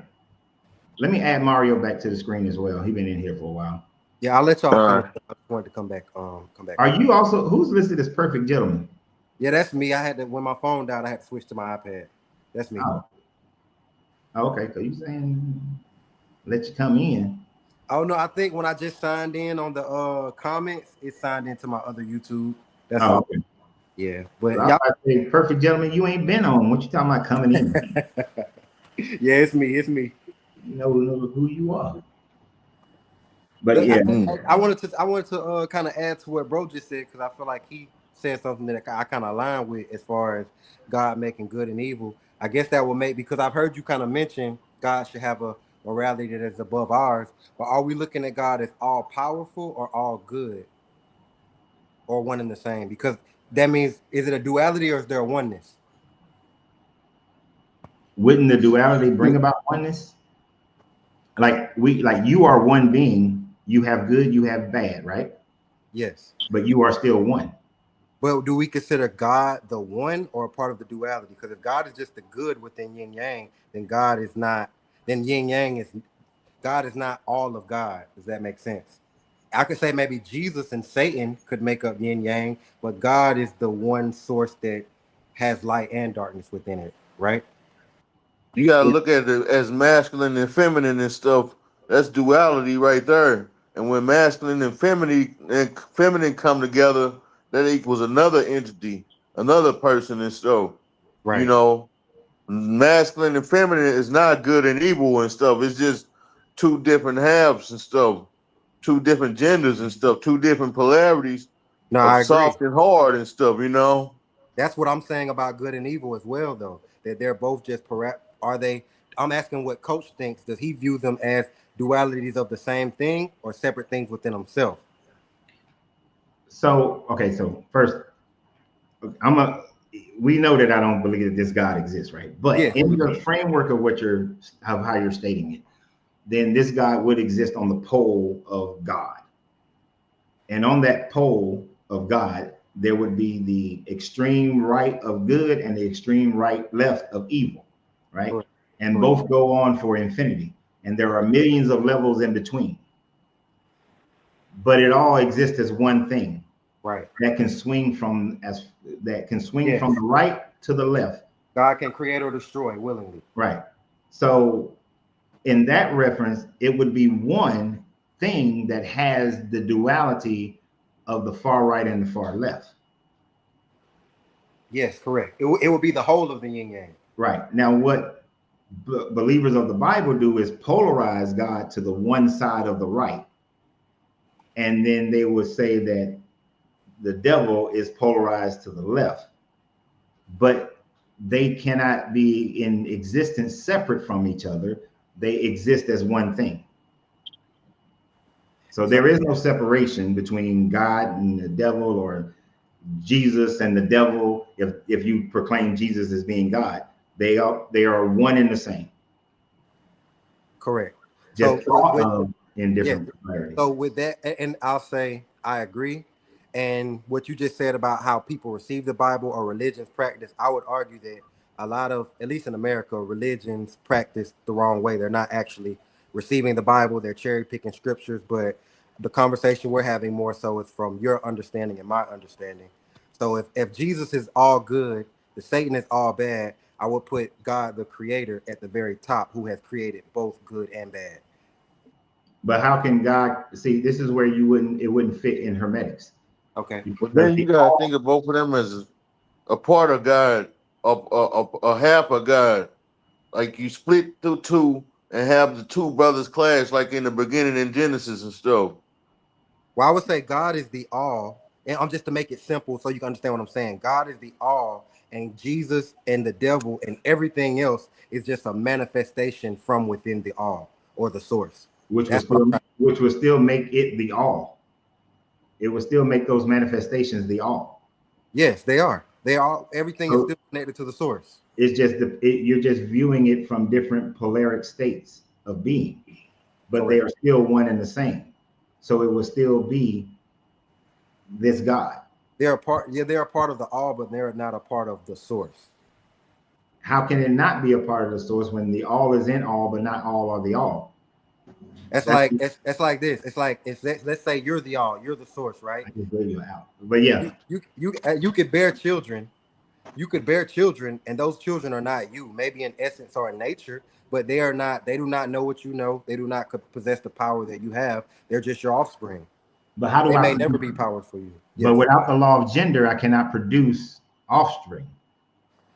Well, remember, my argument was that the Bible actually lines up with Hermeticism and alchemy. But in this aspect, it does not, because in order to produce or manifest anything, there must be masculine and feminine involved. So I cannot produce a child on my own, nor can my kid's mother could not have produced our children on her own, right? Yes. It required both of us. We are two distinct beings. So, and even when we produce our children, although they have elements of both of us, they are still distinct beings themselves. In the case of the ideas of divinity, the good and the evil, or the God and the Satan, are not produced as a distinct being, but they are one and the same. Source would just be one thing. But what would create source? Where's the masculine and the feminine? So I want to be clear of what I think you're asking me. Are you asking me if God is source, if I'm saying God is the source of Satan, of Jesus, of all things, then are you saying where are those components within God to create them? Those components would have to be in God to create them. Yes. So they would be God. Well, I would say they will be manifestations. God will be referred to as the Almighty and all powerful. Of the source, yes, but it is also the creator of all things. I would say creator is a part of the definition of God. So the created cannot be God or the source. But what does alchemy say about, what does Hermeticism say about the all? And that is that the all can never not know itself to not be the all. So these manifestations would still know themselves to be the all if they are manifestations of the all. Well, I think they do both still identify as parts of the all. Jesus says he's God. Not parts. Remember, in the discussion about the all must always be full and complete, can never be less than itself nor more than itself, but is always itself and full knowledge of itself. Okay, so would you say, I just want to make understanding, would you say we're manifestations of the all? If the all exists, we would just be the mental creations of the all. So when I say manifestation, that's what I mean as a mental creation. Okay, as a mental creation, sure, because a mental creation does not hold the essence or the knowledge of the all, but it's just mentally created by the all. That's what I'm saying, that Jesus. So you're saying that Jesus and Satan are just mental creations of the all. Correct. Then Jesus and Satan are no grander than you or I. No, Jesus says that. Well, I mean, Jesus was created as a human, but Satan was created as an angel. So for me to say, Satan could have been created as more capable than humans, I can't argue that. But as far as like their connection to the all or their potential and power, I wouldn't say it's greater than us, because we can still connect back to the source and be powered by the source. So should also the Satan character be able to connect to the source as well? I mean, he does in the Bible. How? Satan is the one who I would say, you could say God accepted a challenge or entertained an idea, but Satan is the one who brings up the crying of Job. Right. So the Satan that lets us know that God still cooperates with Satan in some way. Let's be real though. Yes. Satan didn't proposition this God. This God propositioned Satan. According to well, it depends on how you take that. I think that God was saying, "What you think about Job? He doing good, ain't he?" And Satan was like, "No, he ain't. He only doing good because you paying him." And that was the challenge. Yeah, but that challenge would have been never brought to bear if this guy wouldn't have provoked him with the whole idea of Job. He was minding his own business. I mean, I can accept that, but I would just say it still wasn't in that situation. I don't think it was the creator's idea. I could say that maybe the creator being proud of his creation led to that, but I don't think that God proposed that. I think he accepted Satan proposing it. Yeah, to me, that's wishful thinking. That's trying to make the God seem like he is without responsibility of what happened to Job. You know, no, he is definitely within responsibility, because he has to accept it or deny it. If Satan says, well, he wouldn't be like that if you didn't bless him like that, God could have easily said, think what you want. You know what I mean? He could have, but he didn't. Yeah, and that's why I said he is responsible for it. But the I just God think of the we see Bible his said, "You want to put a bet on it?" Yes, I think we see his responsibility in different ways, but I do say that the creator of that story did have responsibility within that. Yeah. Now, here's another question, though. Yes. That's Satan. Who's the devil? I mean, I understood them to be the same. I understood those to be titles for different titles for the same being. Maybe you can enlighten me a little bit. So, The I word didn't mean Satan to in jump in Hebrew on you, means Smiley, the but adversary. okay. right.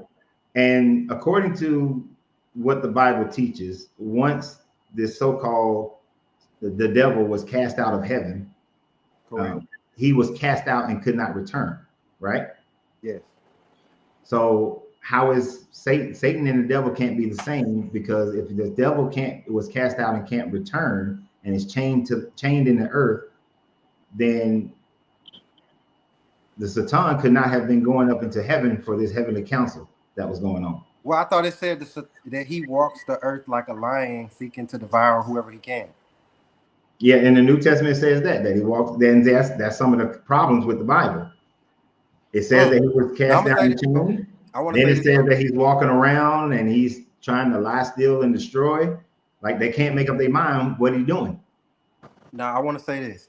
I do agree with you as far as like the Bible having contradictory spots, being perverted and changed over time. I actually come from that perspective. I think that my only necessarily position was that I do think it's still pointing to those same principles and pointing back to the all. So, okay, it's pointing back to the all. So, if they have access to source, why are they cast into this lake of fire and being tormented for all eternity? Does that not indicate that they lost their connection to source? I would say to our understanding, yes, but from what I've understood, how alchemists interpret the Bible is different than how Christians interpret the Bible. Alchemists should interpret the Bible as trash. I mean, I think there are a group of alchemists who consider the Bible to be pointing back to like the great work and the transformation of things. And that's people who can't let it go. They have to maintain some connection to the Bible because they were initially indoctrinated into it. Because here's the thing about it.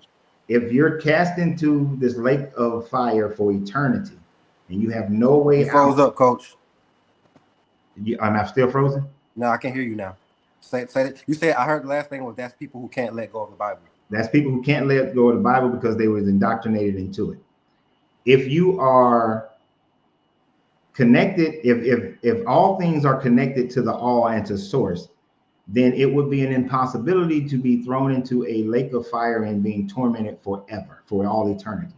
Yes. Because that means you do not have a connection to source anymore. Correct. So that would violate the Hermetic thought of all things are connected to source. The all is in all, but yet all are not the all. That would violate that premise. So therefore, the Bible cannot be reconciled to alchemy. Okay, I'll accept that. So did you have something you wanted to say, Smiley? I wanted to ask one more question, but I think all souls get sent back to creation and stuff. You know, when they die, everything all goes of them back to get the sent source. back to creation when they die.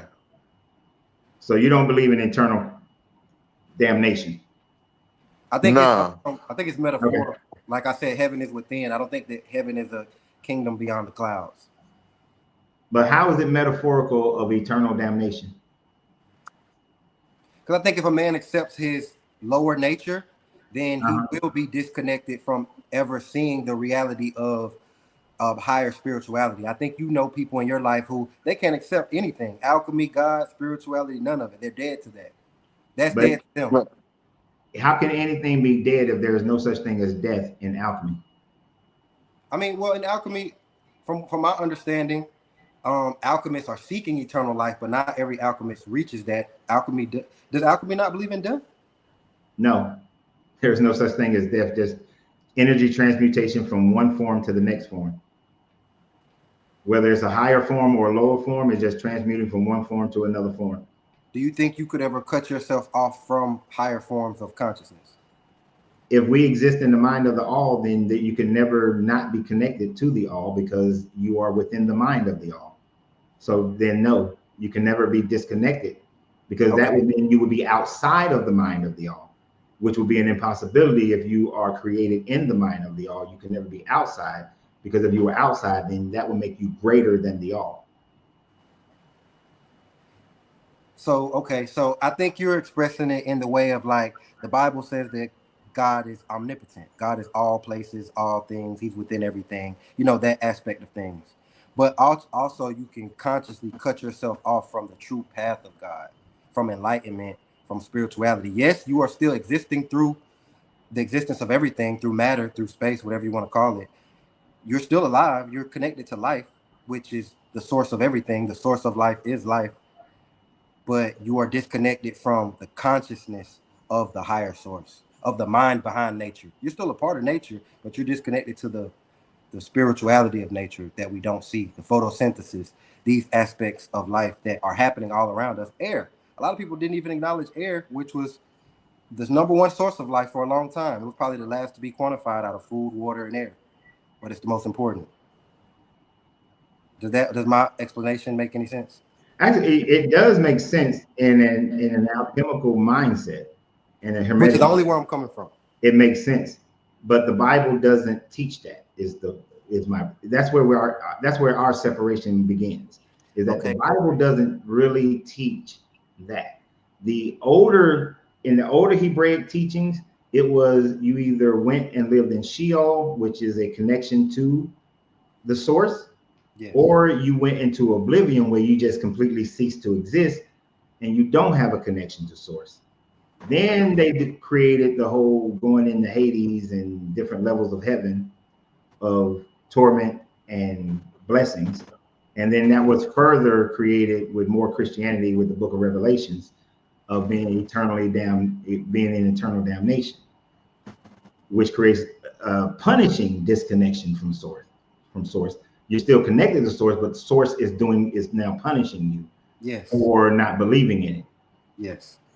It's like the Alchemist when it says how the heart will stop speaking to you. Yeah, but the heart will stop speaking to you, but that's not within alchemy. There's always the opportunity to be able to reconnect, to have a deeper connection with source. So there is no eternal damnation or not even an eternal. So let me rephrase it. There's not an eternal state of being within alchemy and hermetics. Okay, I understand that. You can always change and shift. Yes. Sort of like how there was a war in heaven. They was up in heaven having a good old time, but then there was a war in heaven. So there was a shift in the connection, right? Yes. If you take the Enochian literature as the metaphor for hermetics. But Revelations is like there's an eternal shift. Like you get there and you can't get out. So it doesn't work. I understand.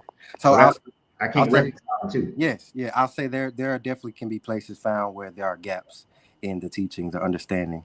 But I wanna ask about a specific person, because I don't know many people who have viewed the Bible in the ways of alchemy, but I know that Isaac Newton did. Yeah. So he's also known as like a great inventor. So let's say that he did actually create some of those things. He did discover gravity, calculus, all these things. If he did those through using the Bible in an alchemical way, and a person is actually able to manifest or create, do you think that stands to say that it can still be used? I want to know what you think about Isaac Newton first. I think Isaac Newton hampered his ability to create more and more things. He could have been a greater version of himself if he had let go of the Bible. I think the Bible hindered his abilities. Okay. Because we can find, I don't know their names because I'm not Arabic or Islamic, or I haven't studied it. I mean, me being Arabic or Islamic don't mean that I know it, but I haven't studied it. But there were great inventors and philosophers who were Muslim. Yes, I agree. And people in Islam will say that Allah inspired them to come to those ideas, right? And those creations. But I would contend that if they did not have the restrictions of Islam, they would have probably created and engineered even greater things than what they did. And you think that's because of the religion or the fact that they were believing in a God in general? A little bit of a whole lot of the religion and a little bit of the believing in a God in general. So I know you said you're more agnostic, like you don't believe or disbelieve, but right now you're on the side of disbelief, but you're open to some form of evidence. Yeah. Okay, so I want to be clear about the Bible first of all, and the Quran. I think that these are men who were what I would consider on the path, who got some type of revelation at some point, and they tried to put it into a word, but I don't think that any of it may be 100% accurate. But I want to just stick with the belief in a God. So I'll just stay there before we even go into religion. So with alchemy, the first hermetic principle is everything is connected to the all. Do you think that this doesn't implicate a creator or a source at all? When it mentions the all? Yeah, in hermetics, that would be that there is a creative mind at work. So I call this the mind behind nature. So you would say there's like a mind behind nature, behind everything that has developed in our natural world. It's coming from a conscious place.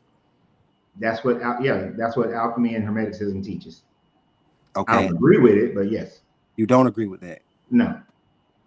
Okay. Because there's no proof of it. We can't prove it.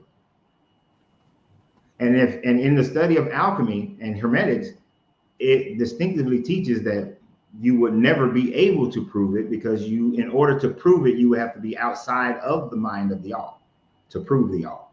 Okay, I'm gonna start. That is an impossibility. Okay, I'm gonna start in my simple understanding. We may disagree, but I always say, like, I've never seen a house without an architect, and I consider the human body a work of art, a home, amongst many other things. Do you look at the human body as something, the human experience in general, even though we have evolved over time? Do you look at nature, us, everything that we see in our world as something that could come about over just periods of trial and error, or do you think it had to be a precise thought for us to come about in some type of way? It came about through cause and effect. It doesn't have to come about because of a intelligent designer. Okay. Although on Earth, I know the idea, you can't have a tornado come by and swoop up all the parts of a house or a jet. They like to use a jet, and then there's a house that comes out of it. That is not a similar comparison. That's comparing apples to a steak. Okay. Right? That's apples compared to a steak. We know that we have a clearer understanding of how planets are formed, how stars are formed, and that in order for life to exist in the framework that we call life, the star of a certain size, whatever the size of the star is, a planet has to be a certain distance from it. And with being within that habitable zone, certain elements have to be present. So when that happens, you get life. When that doesn't happen, you don't get life that we know of. Right. So mathematically, there are millions upon millions of planets out there that would have life supportive of the type of life we have. So therefore, there is no intelligent design behind it. It is just how the universe how our galaxy or the universe has evolved over billions and trillions of years.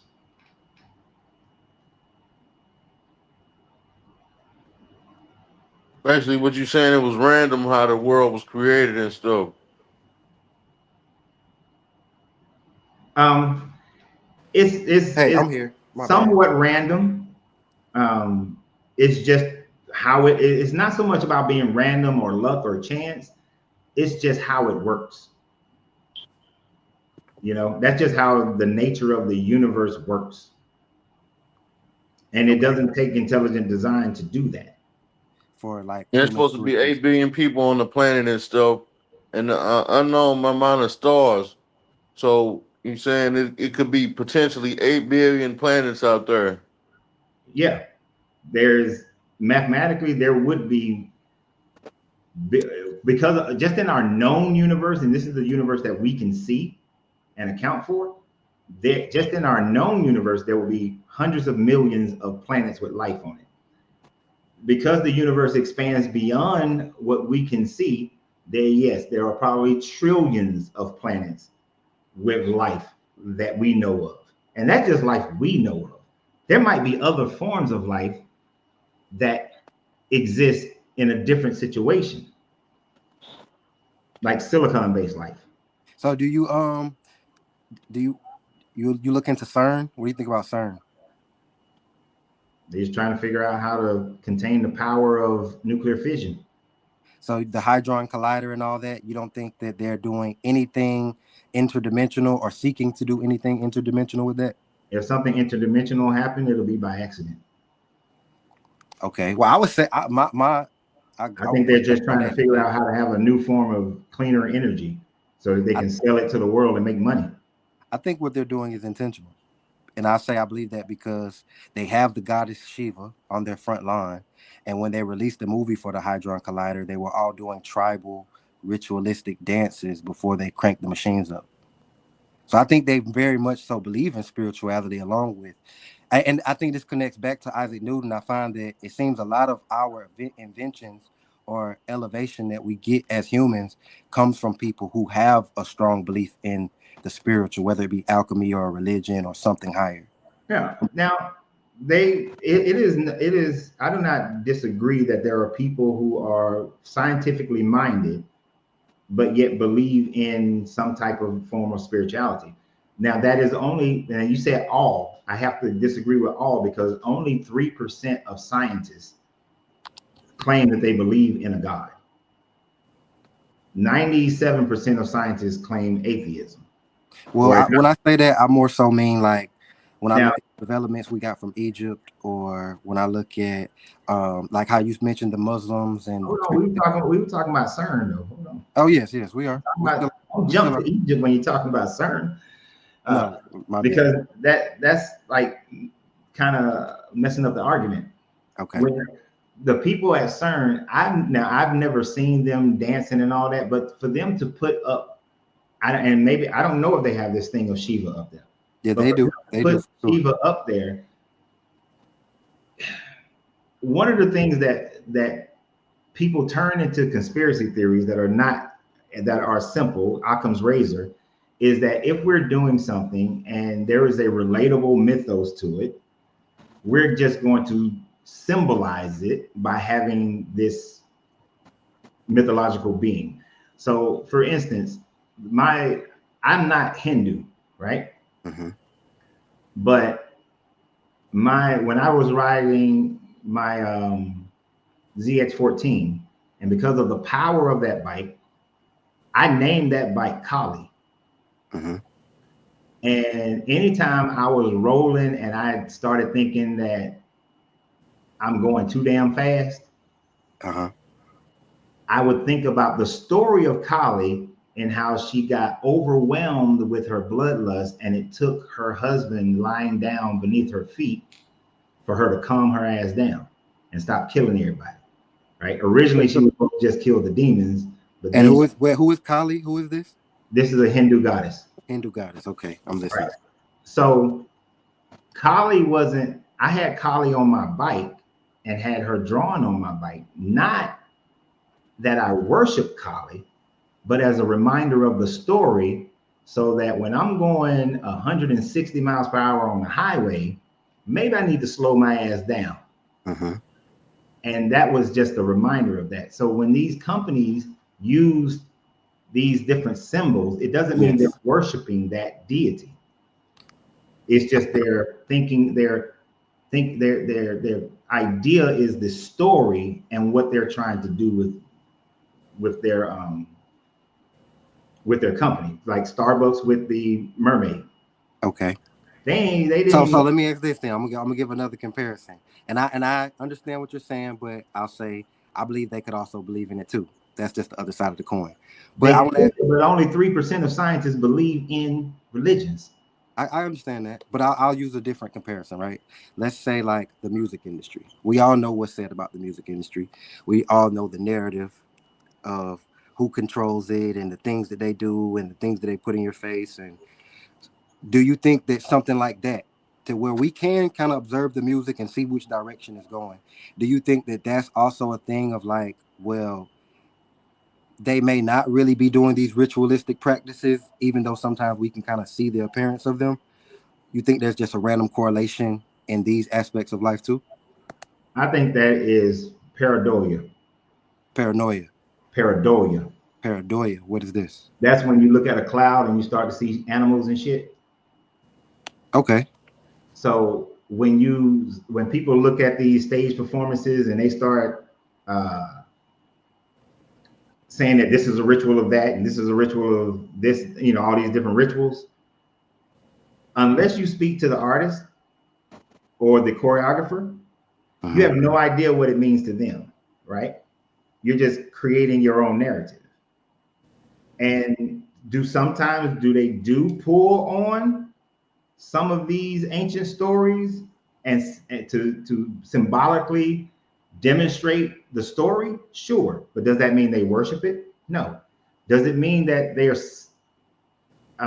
in the back getting bent over a desk or something? That might happen to somebody, but that's not the narrative that happens in the whole industry, because we would have to have, we don't have any proof of that. That's just what jealousy, to me, is just jealousy of people who wish that they had the fame and fortune, lean to.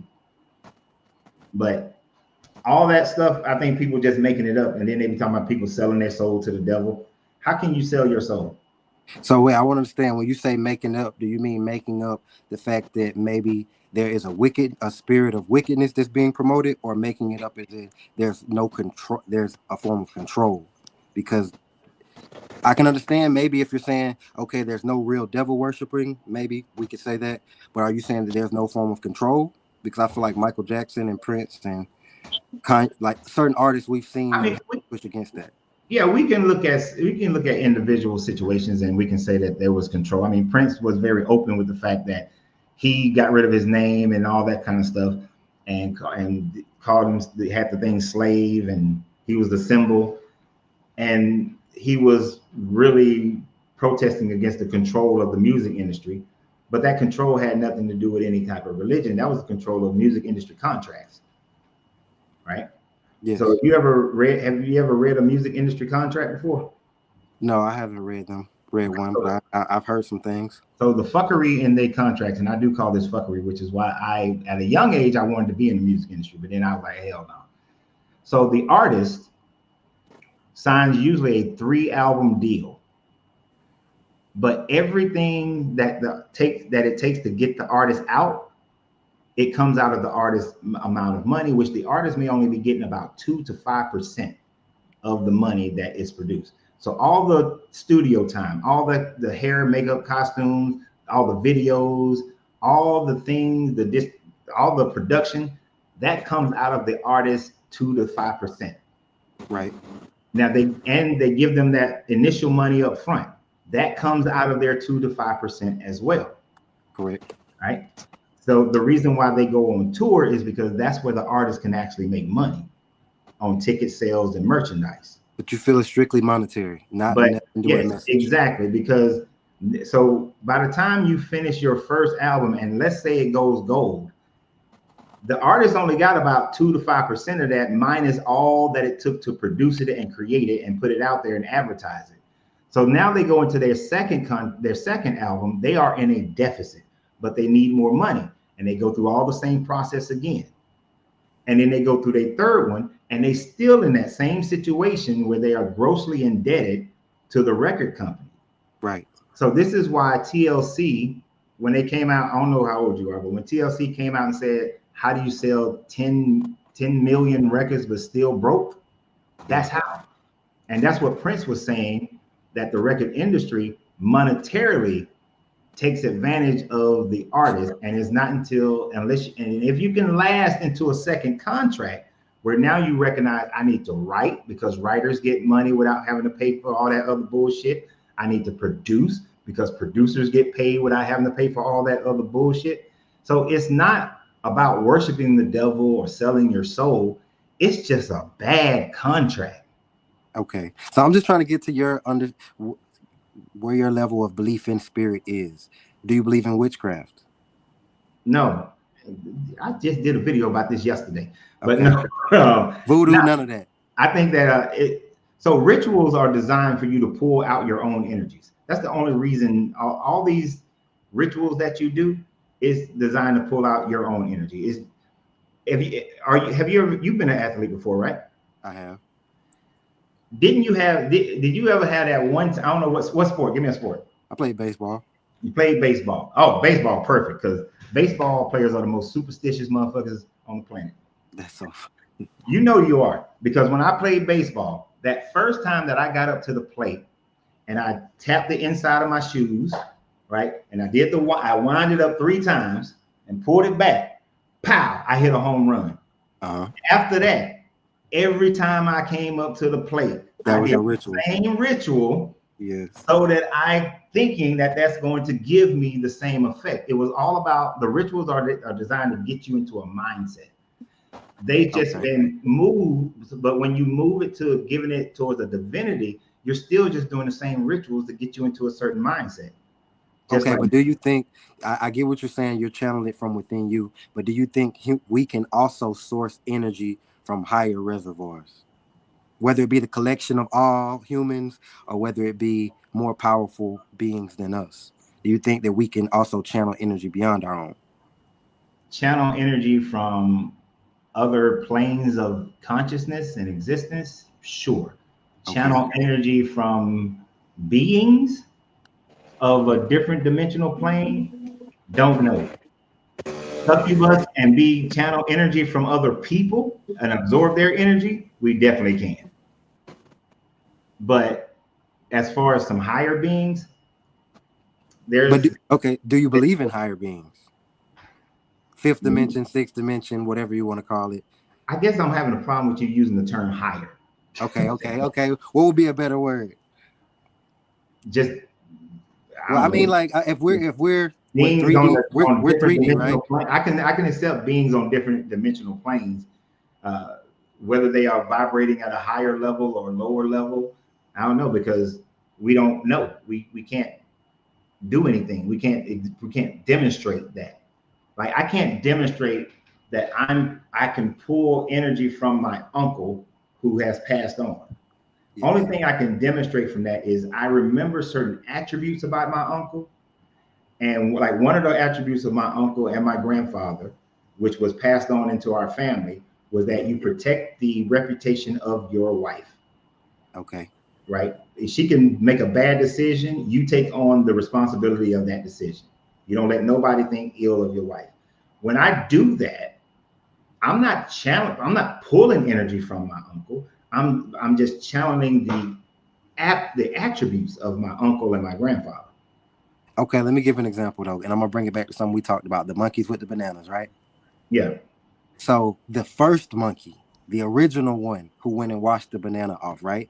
Mm-hmm. We can say that he was connected to the collective consciousness of the monkeys, but no one else had done it before him, so there was no source equal to him for him to pull that idea from. So is it possible to say that monkey had to source from something higher than the monkeys? Mm-mm. Okay, what you think about that? I don't, because let me be more graphic. Okay. So I'm this monkey and I keep eating bananas from this tree, right? Mm-hmm. And unless I keep eating the ones that fall off the tree, because that's easier for me to get to. Mm-hmm. Well, one day a deer comes by and shit at the bottom of the tree, but a banana falls in the shit. Mm-hmm. I know that it's shit, but I also know it's a banana. Mm-hmm. I've been in the water before, and I know that it washes stuff off because I've experienced it. So I think to myself, I can still eat this banana. All I got to do is just go and take it into the water that I know washes it off, and it's good to go, because I don't want to eat shit. Yes. And so the monkey goes and does that. It didn't take higher any higher beings or higher thoughts or anything of that nature. It's just observing and recognizing. It's just, I have a habit, a system that I do things in. I've observed an anomaly within my little system, but I know there's this other system that I use to clean myself. Let me combine my two systems together. It doesn't take higher thought to do that. That's So you're saying there could have been an anomaly? Huh? You're saying that there could have been an anomaly? Yeah, that and caused him to go watch the banana. And yeah, and he just had a level of critical thinking. But do you think that, okay, and I'll accept that, but do you think that all of our innovations or revelations have been anomalies, or do you think that there's some have been what I would call divine intervention? I think there all have been anomalies and necessities. Right? Okay. So I was watching, I like this channel called Alternate History Hub. And they go through a lot of alternate history. And this one guy in the comment was saying that the Europeans were better than the Mesoamericans because they those people hadn't invented the wheel yet, right? Mm-hmm. But I thought about it through critical thinking. I realized the fact of, one, they didn't have horses, so they wouldn't have had the levels of communication that the Europeans were able to have because of horses back in the day.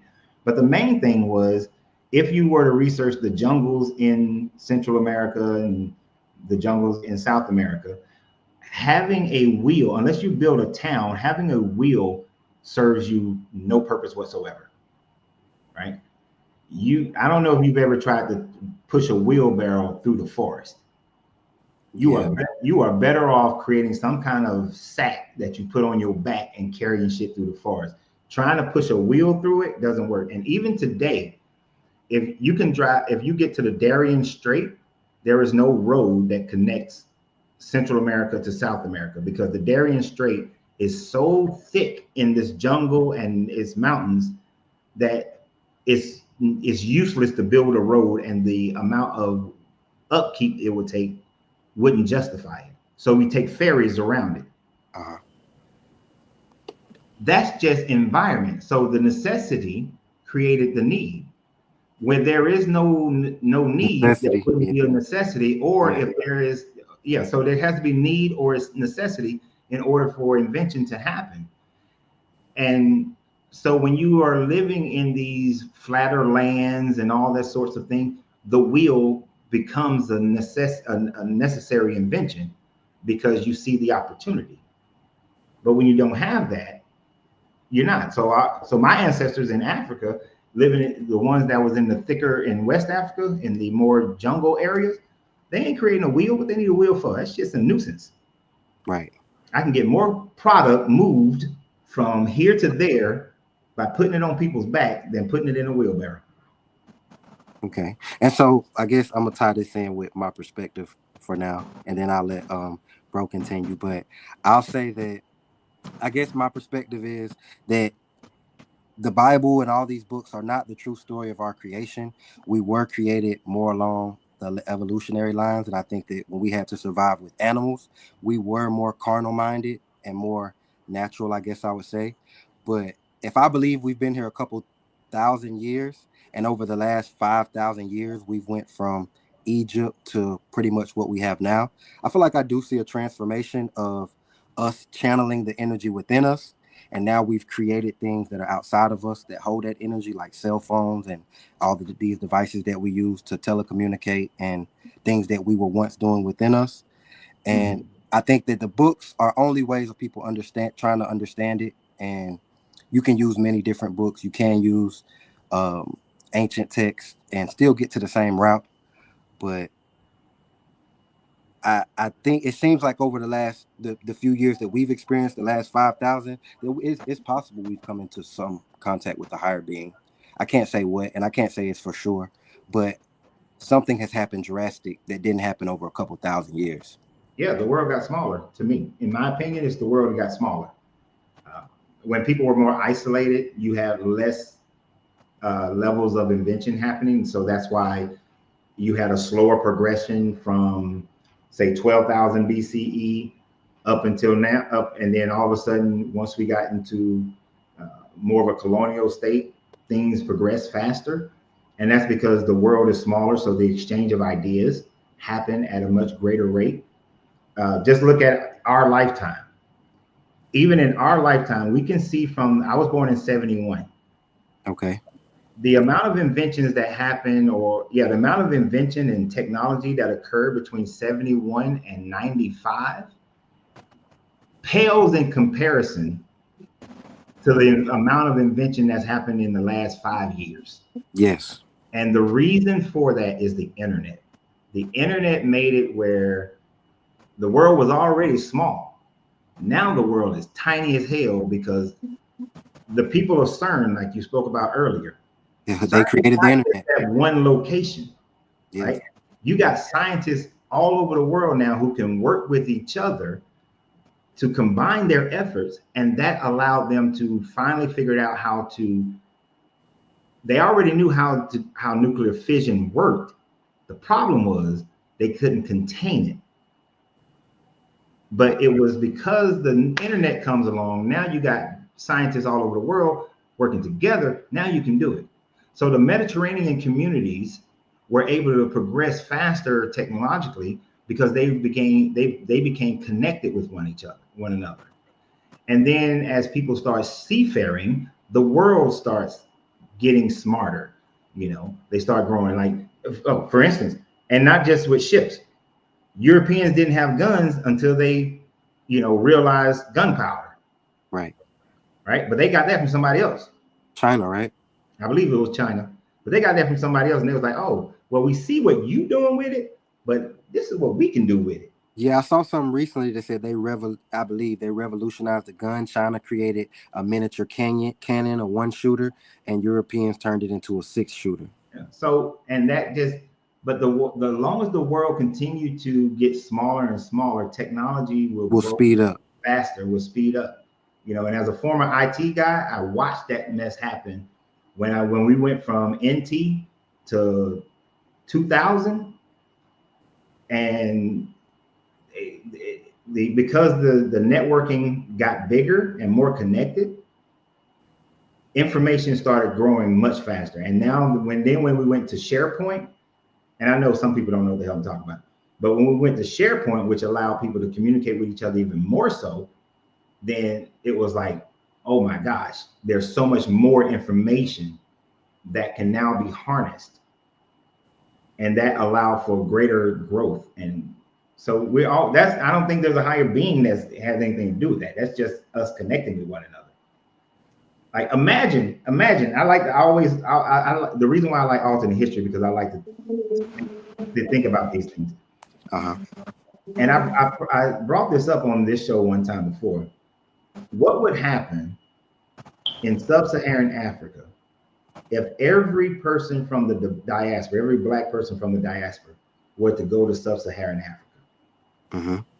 With Africa getting an infusion of all the teachers and engineers and architects and all the STEM, it would grow rapidly. It would evolve rapidly. Exactly. The growth of sub-Saharan Africa over the next 20 years would bring most countries up to a level of the United States and England and China and everywhere else. Well, I'm gonna say this, and I want to know what you think about this. I would actually say, from my perspective, that like Egypt, we're not really more advanced than Egypt. We are just expressing our energy in different ways. Like I said, we have these devices now, but I think these are just outward manifestations or hubs of the energy that we once held within, when we were sure about the energy we had, when we knew that we were telekinetic, when we knew that our visions and things like that meant something.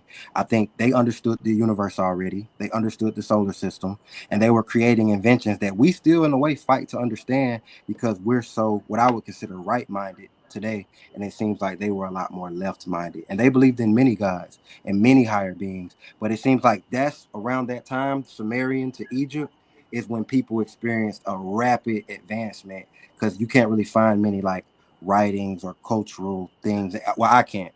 Cultural things from cultures 20, 30,000 years ago. You can prove they existed, but it's not how we can perceive Sumeria and Egypt. I can agree with you to a certain extent of that, because there are certain things that they did that we haven't figured out and we can't replicate right now.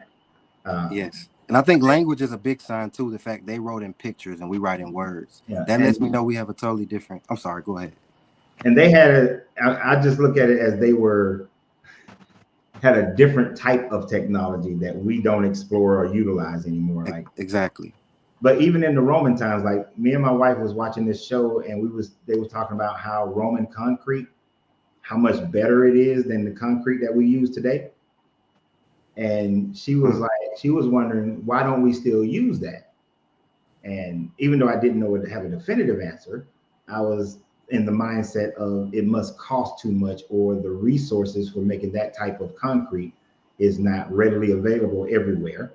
Right. But it would make more sense, but it got to be monetary, because it would make more sense to build things out of Roman concrete, since look how long that shit lasts. Right. But we went away from that technology.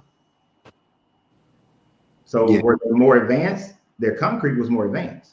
I would say we just experienced a transformation, not truly an elevation, but it seems that after those societies, within the last 1,000 to 2,000 years, things did go into a dark age and come back out in a different way. Like kind of like, I would say like a transformation is the best way I can explain it. Yeah. And, plus we're going to progress, and we're going to say that, oh, you know what? Instead of, we made this stuff called steel. Yeah. And look at all the different things we can do with it. So yeah, we're going to ignore this concrete because this is cheaper than. Okay. Now I'm gonna ask one more question, then I'll get out of here because I ain't gonna waste too much time. But that was just the last question. But my last question was, we talked about mushrooms, right? And tying in everything we've been talking about, the spiritual aspect of life, and is it there or is it real? Do you think that mushrooms is purely internal eye? Or do you think that it is possible that sometimes when people are on shrooms, psychedelics, DMT, these things, ayahuasca, that they are interacting with interdimensional beings or interacting interdimensionally? First, let me say a disclaimer. I am not advocating with anyone, nor is Mario advocating. This is for informational purposes only. To do shrooms, this is for informational purposes only. Yes. So, based on the studies that I've read and some of my own experiences, shrooms open up your mind. It does open your mind up by disconnecting your network node, which separates certain aspects of your mind. And it allows for the more creative parts of your mind to be explored. Mm-hmm. There's a part of me that wants to say that you connect to different conscious states from different beings, because one of my trips, I can only say for myself and with no evidence whatsoever, that I was meeting a bunch of civilizations on a bunch of different planets. Yes. Right. And it was just kind of like just showing me. It wasn't no activity. They wasn't trying to hurt me. There's like, here's this civilization. This is how they looking. This is how they living. And this is from like looking at it from a high planetary state. And this is one of the beings. And then then it like wormholes to another civilization on another planet. And it just did that for like hours. It kept doing it, where it felt like hours. No proof of any of that being some people would say I was connected to interdimensional beings that was showing me alternate matter forms of existence. When I felt the energy of earthquakes and an alligator and a deer and grass and lava, and then I can't account for the alligator and the deer, but everywhere that I experienced an earthquake or lava, they had a lava flow or an earthquake in that space at the time frame that I was on this shroom trip, right? Now, was I accessing the frequency of lava, the state of consciousness of lava? Because I felt what it was like to be lava or to be an earthquake. Or was that, I mean, was my mind able to connect on those vibrations that we know exist?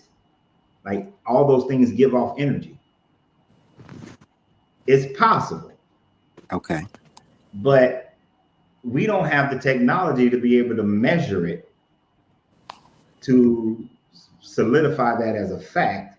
So I can't claim it to be a fact because it can't be measured or observed. I understand. Okay.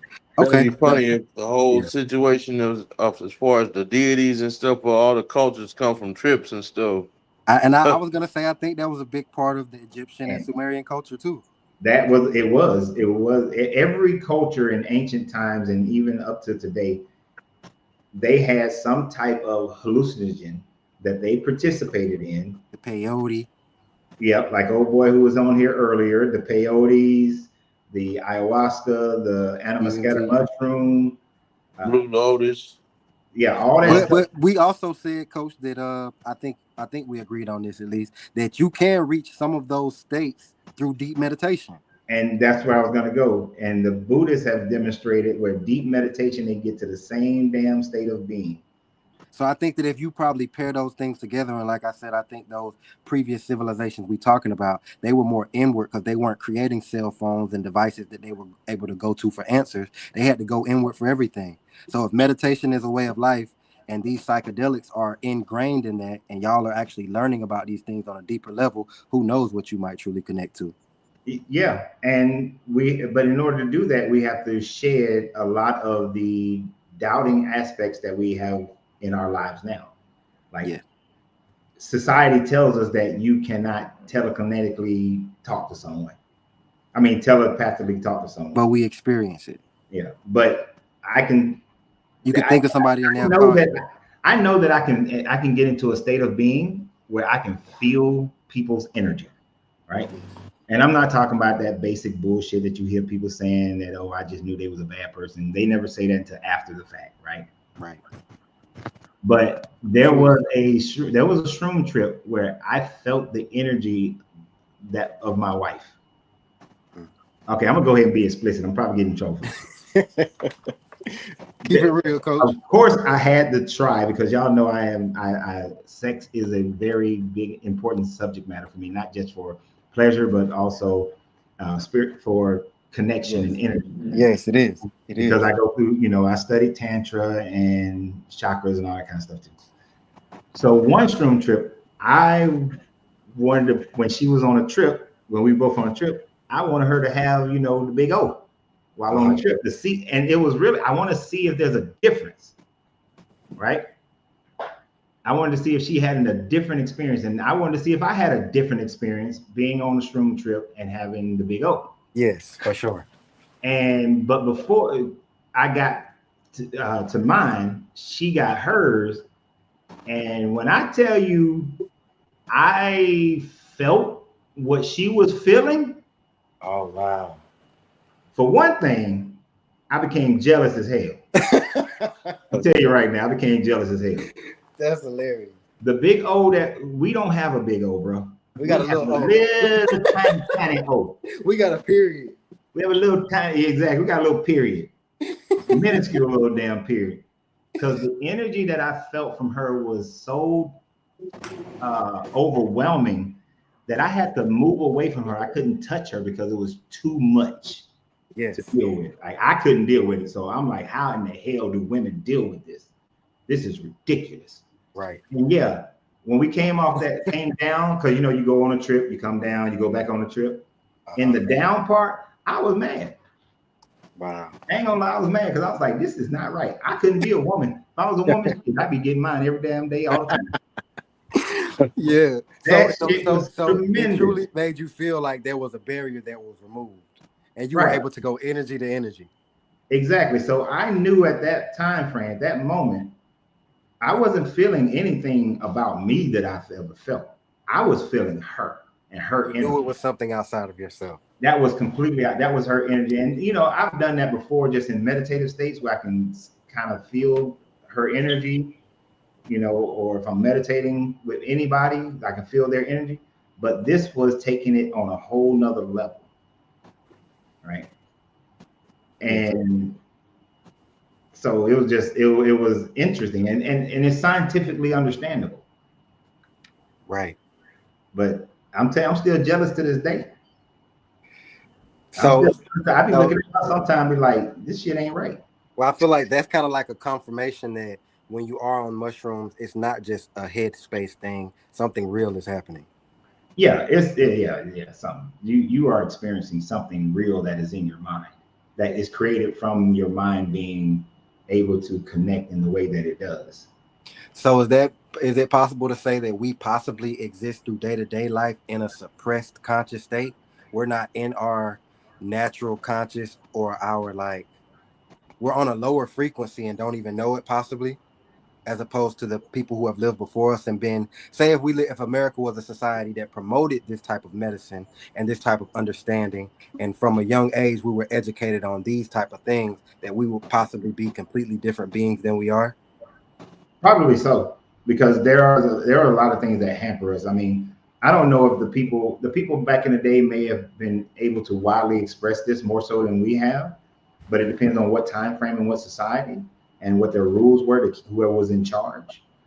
Because not everyone was, even in ancient Egypt, not everyone had the availability of what the priests and the priestesses were doing, or what the kingship or the higher ends were doing. It was pretty much the same as it is today. So royalty was just also connected to high power. Yeah, the average they were the gods. The average Egyptian wasn't going around doing these mystical works.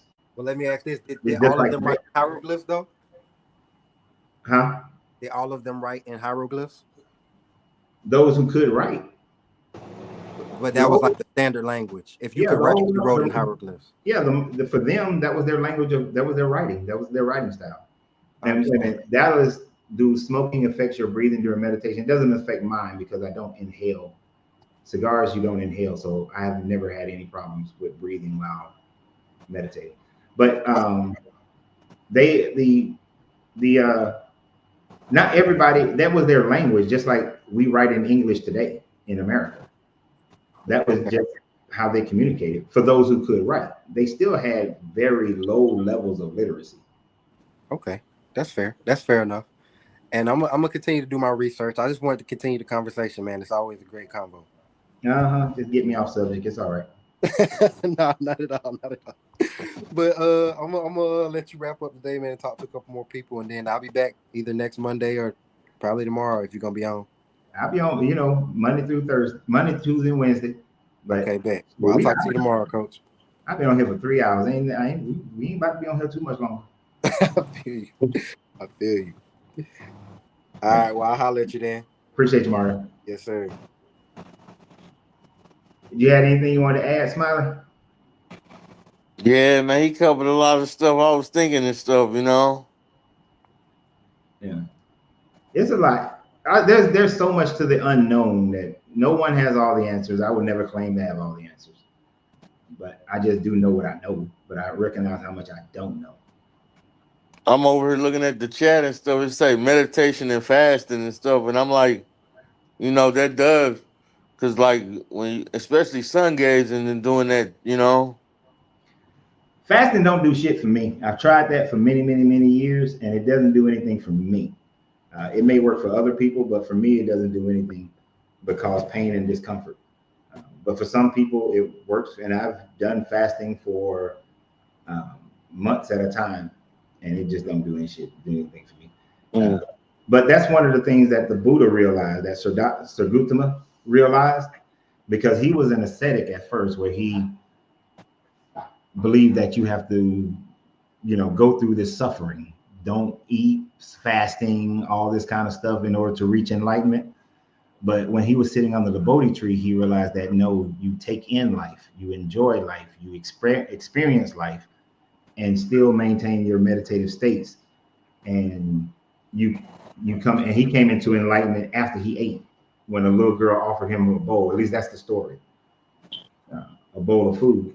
So some people, they might find it through fasting. I don't.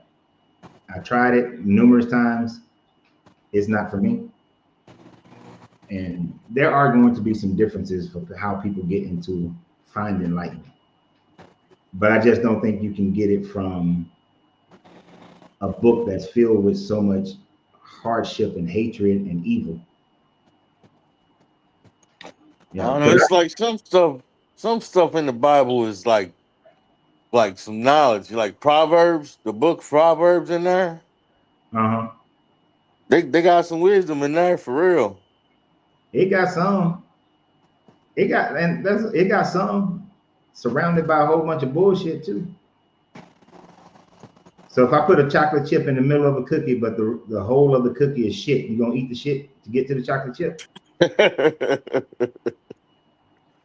Nah, I ain't gonna do that. I'll just get another get something else.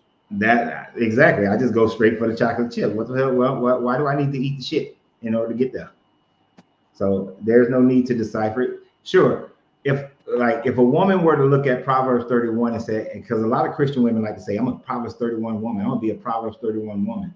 I'm like, have y'all ever read Proverbs 31?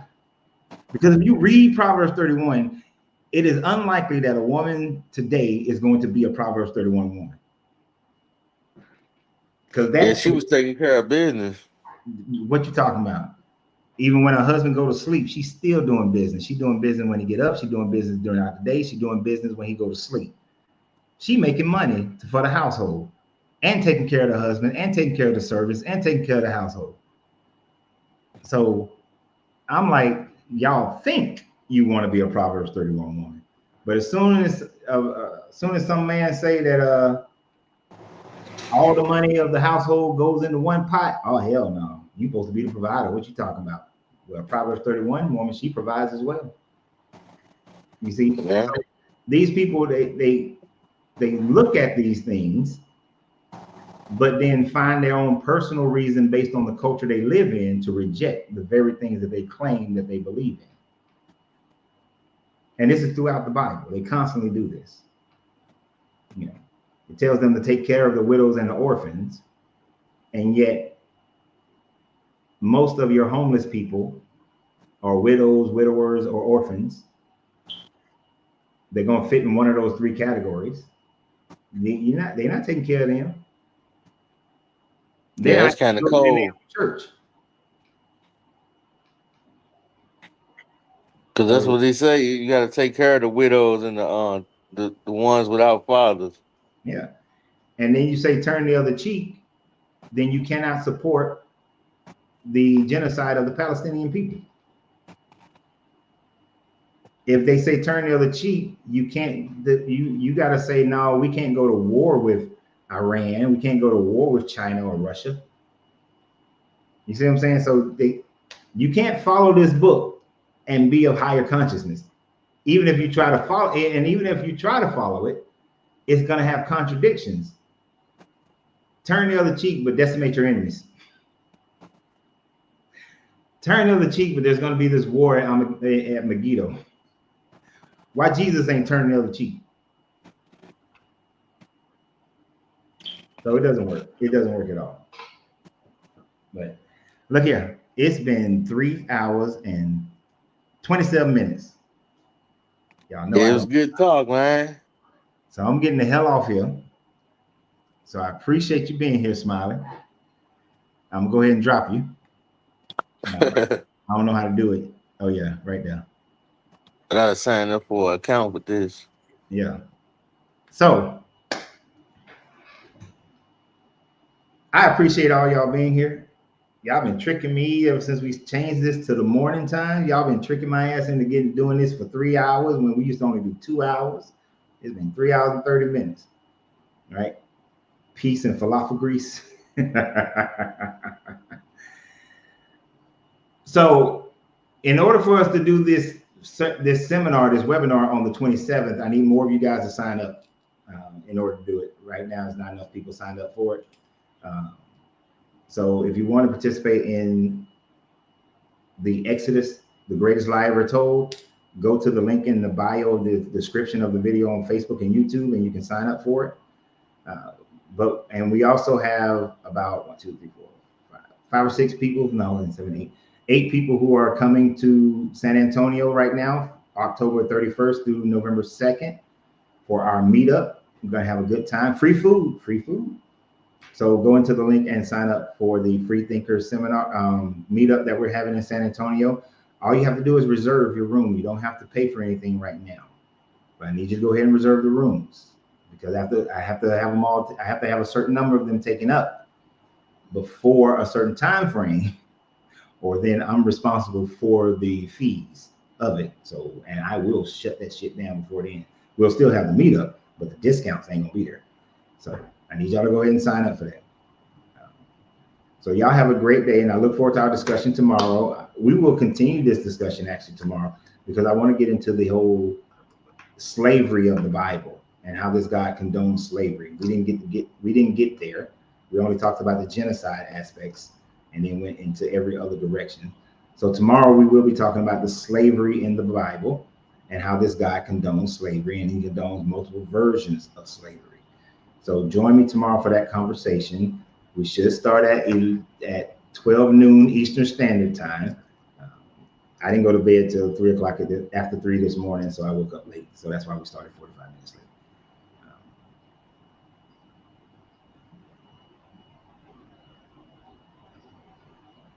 No, I don't know who Milos Rossi is. I have to look that up. So, yes, and so Ramona, I would love for you to come on and talk about that tomorrow, that they volunteered and they were not what we know as slavery, because I will show you in the Bible where that is completely incorrect. Steve, I hope you're there to come on and talk about it, because it was not wage slaves. So the transatlantic version of slavery was condoned by the Bible, and we would go through that tomorrow. So y'all have a great day, and always remember, you have to free yourself to be yourself, because your greatness is non-negotiable. Good journey, good vibrations. Don't forget to subscribe and share.